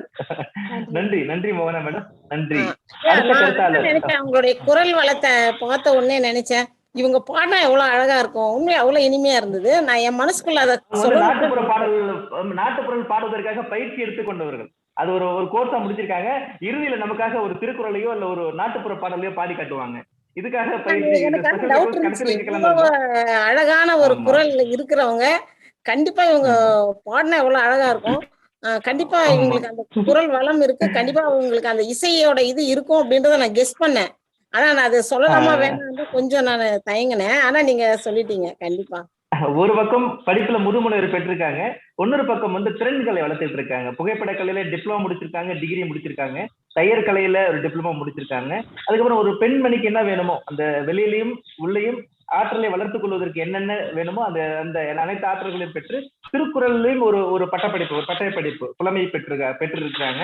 அதுல வந்து நாட்டுப்புற பாடல் பாடுவதற்காக ஒரு பயிற்சி பெற்ற ஒரு பாடல் பாடுறவங்க இருக்காங்க. இறுதியில வந்து ஒரு திருக்குறளோ அல்லது ஏதோ ஒரு நாட்டுப்புற பாடலையோ 2 வரிகள் நமக்காக பாடி அதோட நாம நிறைவு செய்யலாம். நன்றி, நினைவு கூர்ந்தமைக்கு நன்றி மோகனா மேடம். ரொம்ப நன்றி. இறுதி கருத்தாளர் பேசலாம். ஒருவருக்கு மட்டும் வாய்ப்பு இருக்கு. சாரதாமணி அவர்களோ அடுத்த வார உரையாளர் இருக்கிறாங்க. அப்புறம் இவங்க இருக்காங்க, கலைவாணி அவர்களோ இல்ல தீபிகா மேடம் அவர்களோ உரையாடலாம். உரையாடுவதற்கு முன்பு நாளைய உரையாளரை அறிமுகப்படுத்தும் நேரம் இது. அவங்க தயாரா இருக்க வரைக்கும் மதர்ஸ் மெட்ரிக் பள்ளியின் தாக்கத்தான் 2021 நிகழ்வு 60வது வாரத்தில் இருக்கிறது. 60வது வார 2வது உரையாளர் பிரியா அவர்கள் ஒரு சிறப்பான ஒரு அரங்கை நமக்கு கொடுத்துருக்காங்க. அது வள்ளுவம் காட்டும் வாழ்வியல்ல, அந்த வாழ்வியல்ல அடுக்கடுக்கான நிகழ்ச்சி, அடுத்தடுத்த கதவுகளை நம்ம திறந்துட்டு இருக்காங்க. இது கலாம்லான்னு கிடையாது, ஒரு ஆர்கனைசேஷன், ஒரு செயின் மாறி அடுத்த நிலைகளை நம்ம எப்படி இருக்கணும், முழுமையான ஒரு கார்லண்ட் மாலையாக மாறுவதற்கு, முழுமையான ஒரு செயினாக மாறுவதற்கு அடுத்தடுத்த கீ கொடுத்து அழகா நம்மளை கோர்த்து ஒரு அழகான வலையரங்கு கொடுத்திருக்காங்க. கருத்தாளர்களும் மேலதிக கருத்துக்களையும் பாராட்டுகளையும் ஒரு சூப்பரா இது கூட சேர்ந்து இது முழுமையாக இந்த வலையரங்கை ஆக்கி கொண்டிருக்கிறார்கள். அந்த வகையில் நாளைய கருத்து 180வது வலையரங்கு கவிஞர் காவிரி மைந்தன் அவர்கள், நிறுவனர், பொதுச் செயலாளர், கவியரசு கண்ணதாசன் தமிழ்ச்சங்கம் பம்மல், சென்னையிலிருந்து கண்ணதாசனை வாசிப்போம், வாழ்க்கையை நேசிப்போம். அந்த தலைப்பை இதுவரை பார்க்கல, திரைப்படத்தை சார்ந்தவர்களையோ அப்படியே நம்ம எடுக்கல. ஆனா கண்ணதாசனை ஒரு திரைப்பட ஆசிரியராகவோ இல்ல ஒரு திரைப்படத்தை சார்ந்தவரோ பார்க்க இந்த சமூகம் எப்பயுமே ஒத்துக்காது. அப்படியே பார்த்தா கூட நம்ம வாழ்வில் நிறைந்துள்ளார். அவரு எழுதின கவிதைகள்ல இருந்து கட்டுரைகள்ல இருந்து அவருடைய வாழ்க்கை முறையில நம்ம என்ன கற்றுக்கணும், கண்ணதாசனை எப்படி வாசிக்க வேண்டும், ஏன் வாசிக்க வேண்டும், நம் வாழ்வை நேசிப்பதற்கு அவரை எப்படி வாசிக்க வேண்டும் என்ற நோக்கில கவிஞர் காவிரி மைந்தன் அவர்கள் நம்மளோட பேச இசை தெரிந்திருக்கிறார்கள். காவிரி மைந்தன் ஐயா அவர்களுக்கு மிகப்பெரிய நன்றி. காவிரி மைந்தன் ஐயா வருவதற்கு காரணமாக இருந்த வலையரங்கம் அங்கோர்வாட். முனைவர் எம் ராஜன் அவர்கள் ஒரு அங்கோர்வாட் இணையத்துல பேசும்போது காவிரி மைந்தன் ஐயா அவர்கள் இணைந்தார்கள். ஐயாவுக்கு தெரியாமலும் நிறைய உதவிகள் இங்க நமக்கு இந்த வலையரங்கு தெரிஞ்சிருக்கிறாரு. இது ஐயாவுக்கே தெரியாமல் செய்த நமக்கு மிகப்பெரிய ஒரு கடன். என்னன்னா அதுல அந்த கடன் தான், அவர்கிட்ட வாங்குறது எல்லாமே நான் கடன் தான். நீங்க சொல்லும் போது வலையரங்கு பேசும்போது இந்த சான்றோரை துறைக்கோடெல்லாம் சொல்லிட்டு இருக்கும்போது நான் என்னையும் இந்த வலையரங்கையும் பொருத்தி பார்த்தேன். எவ்வளவு தூரம் ஒன்னும் இம்ப்ரூவைஸ் பண்ணணுமோ அதையும் பண்ணிக்கிட்டு இருக்கேன். நான் நிறைய சபதங்கள் எடுத்துட்டே இருக்கேன். நீங்க ஒவ்வொரு நிலையில வரும்போது என்னை நான் பொருத்தி கொண்டேன். இங்க பேசினவங்க எல்லாமே வாழ்வியல் கற்று சொல்லும் போது அவர்கள் வாழ்நிலையில் பொருத்தி கொண்டிருப்பார்கள் என்று நானும் நம்புகிறேன். ராஜன் ஐயா அவர்களுக்கு நன்றி. நாளைய உரையாளர் காவிரி மைந்தன் அவர்களுக்காக. இறுதியான கருத்தாளர் இப்பொழுதைக்கு பேசலாம். அவரோட நம்ம நிறைவு பகுதிக்கு போகலாம். இறுதியாக இந்த நிகழ்வில் கருத்து கூறும் கருத்தாளர். வணக்கம்.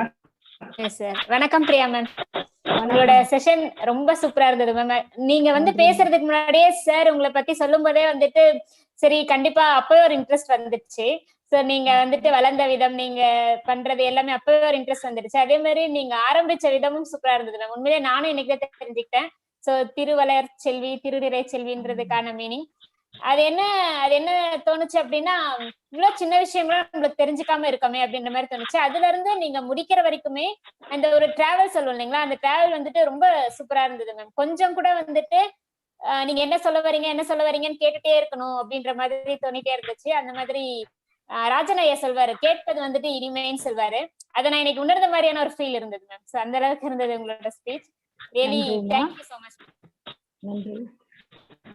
நன்றிமா, பெரிய மகிழ்ச்சி. நன்றி சகோதரியின் மேலான கருத்திற்கு நீங்க பேசலாம். நன்றி. Thank you ma'am. நன்றி. நம்ம இந்த அழகான ஒரு வலையரங்குல இறுதி பகுதிக்கு வந்துட்டோம் மேம். 17 கீழ்கணக்கு நூல்கள் 18, அதுல 11 நூல்கள் அறநூல்கள். அந்த அறநூல்களை பார்த்தாலும் சரி, மொத்த நூல்களை பார்த்தாலும் சரி, இந்த உலகம் கொண்டாடும் ஒரே ஒரு நூல் என்னது அப்படின்னா இந்த திருக்குறள். அப்போ உலகமே கொண்டாடுது அப்படின்னா யாருமே வெரிஃபை பண்ணாம கொண்டாட மாட்டாங்க. எதுவும் இந்த உலகம், அதுவும் அறிவியல் சார் உலகம் ஆனது எதையும் ஆயாமல் ஏற்றுக்கொள்ளாது. இப்ப மறுபடியும் அதை ஏன் எடுத்துக்கிட்டாங்கன்றது ஆய்வு மேற்கொள்ளாமல் அதுக்குள்ள கருத்துக்களை அட்லீஸ்ட் 1330 குறளை ஒரு குறளாச்சும் எடுத்துக்கிட்டு வாழ்க்கைக்காக எல்லாரும் எடுத்துக்கிட்டாங்க. நம்ம அப்துல் கலாம் வரைக்குமே எல்லாரும் என்ன பண்ணாங்க அப்படின்னா வாழ்க்கைக்கு ஒரு குறள் எடுத்துக்கிட்டாங்க. இந்த ஒரு அழகான வலையரங்குல சான்றோர்கள் நிறைந்த அவையில் மாணவர்களே, பெற்றோர்களே, ஆசிரியர்களே, குறளை வாசிக்கிட்டே இருங்க. ஆனா ஒரு குறள் எடுத்துக்கிட்டு வாழ்க்கை முழுக்கும் பயன்படுத்திங்கன்னா இன்னும் சிறப்பு பெறும். அது எல்லாருக்கும் நானும் அப்படிதான் ஆசைப்படுறேன். ஒரு குறளை வாழ்க்கைக்கு எடுத்துக்கொள்ளுங்கள், அது உங்களுக்கு முழுமையான வழிகாட்டியாக அமையும். அம்மா அவர்களின் இறுதி கருத்து, முனைவர் பிரியா அவர்களின் இறுதி கருத்து.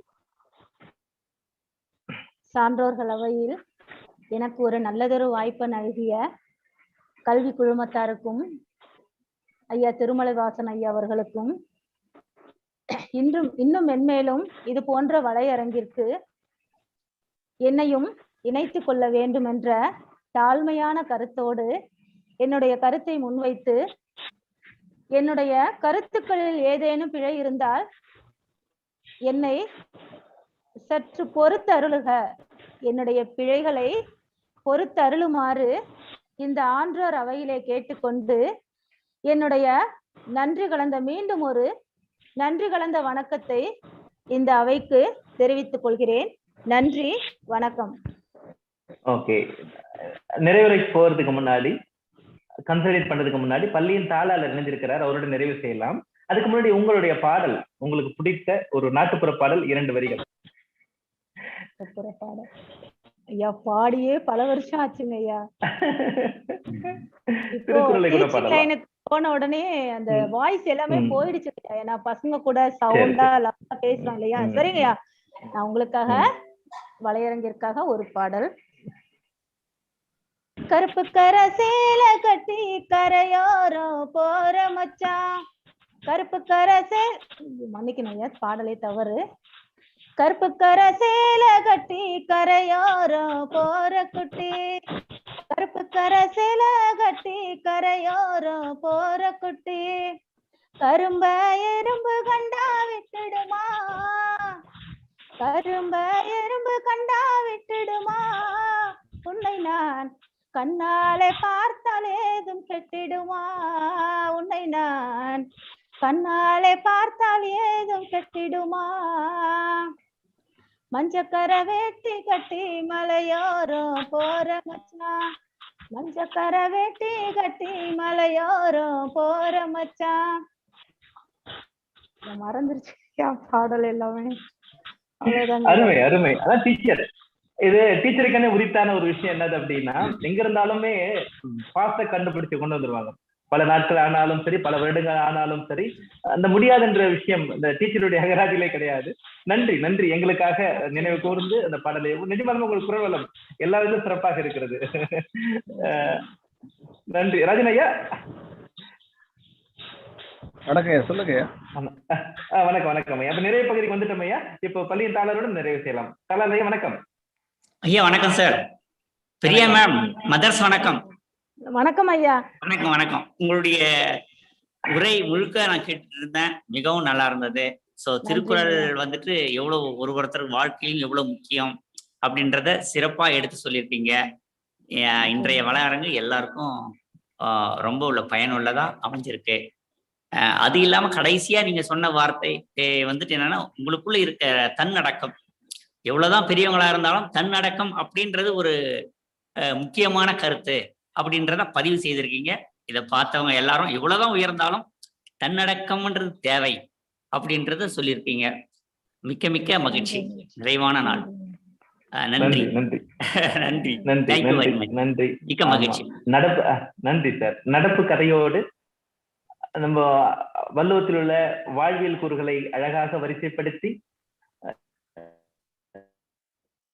ஏற்ற இறக்கத்தோடு ஒரு சில புதிய செய்திகளோடு நமக்கு ஒரு அழகான ஒரு முத்தாய்ப்பான வலையரங்கு கொடுத்த பிரியா அவர்களுக்கு மிகப்பெரிய நன்றி. இந்த வலையரங்குக்கு அவர்கள் வர காரணமாக இருந்த மணிமேலை மேடம் அவர்களுக்கு மிகப்பெரிய நன்றி. இந்த நாளை இனிய நாளாக ஆக்கிய கருத்தாளர்கள் அனைவருக்கும், ராஜன் ஐயா அவர்களுக்கும், பரம்ப நடராஜன் ஐயா அவர்களுக்கும், தாளாளர் அவர்களுக்கும், மோகனா மேடம் அவர்களுக்கும், மணிமேகலை அவர்களுக்கும், தீபிகா மேடம் அவர்களுக்கும், இந்த இணையத்தில் இன்று இணைந்த அனைவருக்கும், இனியும் இந்த வாழ்வியல் கூறுகளை வலையொலியில் பார்க்க போகும் அனைவருக்கும், வாழ்வில் உயர்வடைய வேண்டும் என்ற குறிக்கோளோடு இயங்கும் அனைத்து மனித உயிர்களுக்கும் இந்த வலையரங்கை சமர்ப்பணம். கண்டிப்பா இந்த வலையரங்க எல்லாருக்கும் பரப்புங்க. வாழ்வியல் கூறுகளை அறிந்தால், பயன்படுத்தினால் வாழ்க்கையில நமக்கு மிகப்பெரிய தடைகளா இருக்கு. தடையில போயிட்டு நிக்கிறவங்க எல்லாமே மறுபடியும் திரும்பி வந்து இங்கிருந்து மறுபடியும் ஆரம்பிங்க. எல்லாரும் வாழ்வும் வளமாகத்தான் கடவுள் பணிக்கிறார். சபிக்கப்பட்ட வாழ்வு என்பது எதுவுமே கிடையாது. சபிக்கப்பட்ட வாழ்வுனா நமக்கு நாமே கொடுத்துக்கிட்ட சாபமா இருக்குமே தவிர பிறரால் நமக்கு எந்த சாபமும் எந்த ஒரு தடையும் வராது. அதனால தடை எங்க இருக்குதுன்னு பாக்குறதுக்கான ஒரு அளவுகோல் தான் இந்த ஸ்கேல் தான் அந்த திருக்குறள். அந்த ஸ்கேலே அழகா நம்மளுக்கு பிரித்து எது நம்மளுக்கு பகுத்து ஆய வேண்டும். நமக்கு நேரம் அதிகமா எடுத்துக்கொள்ளாம நமக்கு அழகான கூறுகளை மட்டும், தேவையான கூறுகள் மட்டும் அன்றாட வாழ்க்கையில ஒரு மனிதன் பிறந்ததிலிருந்து அந்த உயர்வடை வரைக்கும் என்ன மாதிரி டிராவல் பண்ணணும், எப்படி டிராவல் பண்ணணும்னு சொன்ன அந்த வள்ளுவரின் அளவுகோலில் நின்று கதையோடு அனைவருக்கும் புரிய மாதிரி சொன்ன முனைவர் பிரியா அவர்களுக்கு மிகப்பெரிய நன்றியை தெரிவித்துக் கொள்கிறேன்.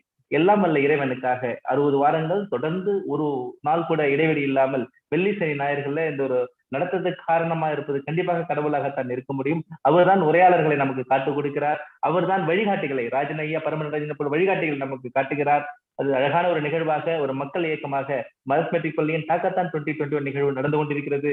இது மேல்மேலும் வரும் வாரங்களிலும் வெள்ளி சனி ஞாயிறு ஒரு புதிய கருத்தாளரோடு ஒரு புதிய கருத்தில் மாணவர்களுக்காக மக்களுக்காக ஒன்னும் முடக்கம் எவ்வளவு நாள் போகும் தெரியாது. ஆனா அடுத்து 3ஆம் அலையிலிருந்து பேசிக்கிட்டு இருக்காங்க. எதுவாக இருந்தாலும் முடக்கம்னு வந்தா கூட பரவாயில்ல, நீங்கள் மனமுடக்கம் ஏற்படாமல் நல்ல நாள் வரையும் உங்களுக்கு கிரவுண்ட் ரெடியாகிற வரைக்குமே உங்களை தயார்படுத்திக் கொள்வது அனைவரும் நேரத்தை ஒதுக்குங்கள். அதற்கான நாளாகவே இதை பயன்படுத்துங்கள் என்ற ஒரு செய்தியோடு இன்றைய வலையரங்கை இனிதே நிறைவு செய்கிறேன். அனைவருக்கும் மறுபடியும் நன்றியை தெரிவித்துக் கொண்டு நாளை காலை 11 மணிக்கு கவிஞர் காவிரி மைந்தன் அவர்களோடு கண்ணதாசனை வாசிப்போம், வாழ்க்கையை நேசிப்போம் என்ற வலையரங்கில் மீண்டும் சந்திக்கலாம். இந்த நிகழ்வை உங்கள் சுற்றியில் இருக்க பெற்றோர்களுக்கு, மாணவர்களுக்கு, உறவினர்களுக்கு பரப்புங்கள். யாரோ ஒருத்தவங்களுக்கு இது பயன்படும், அவங்களுக்கு தெரியாம இருக்கலாம், யாரோ ஒருத்தவங்களுக்கு கண்டிப்பா பயன்படும். பயனாளர்களுக்கு இதை அனுப்புங்கள் என்ற ஒரு வேண்டுதலோடு இந்த வலையரங்கை அனைவருக்கும் மறுபடியும் நன்றியை தெரிவித்துக் கொண்டு நான் விடைபெறுகிறேன். இந்த நாள் அனைவருக்கும் இனிய நாளாக இருக்கட்டும். வள்ளுவரின் வாழ்க்கையில நம்ம வாழ்க்கையை பார்ப்போம். நன்றி, வணக்கம். நன்றி. நன்றி.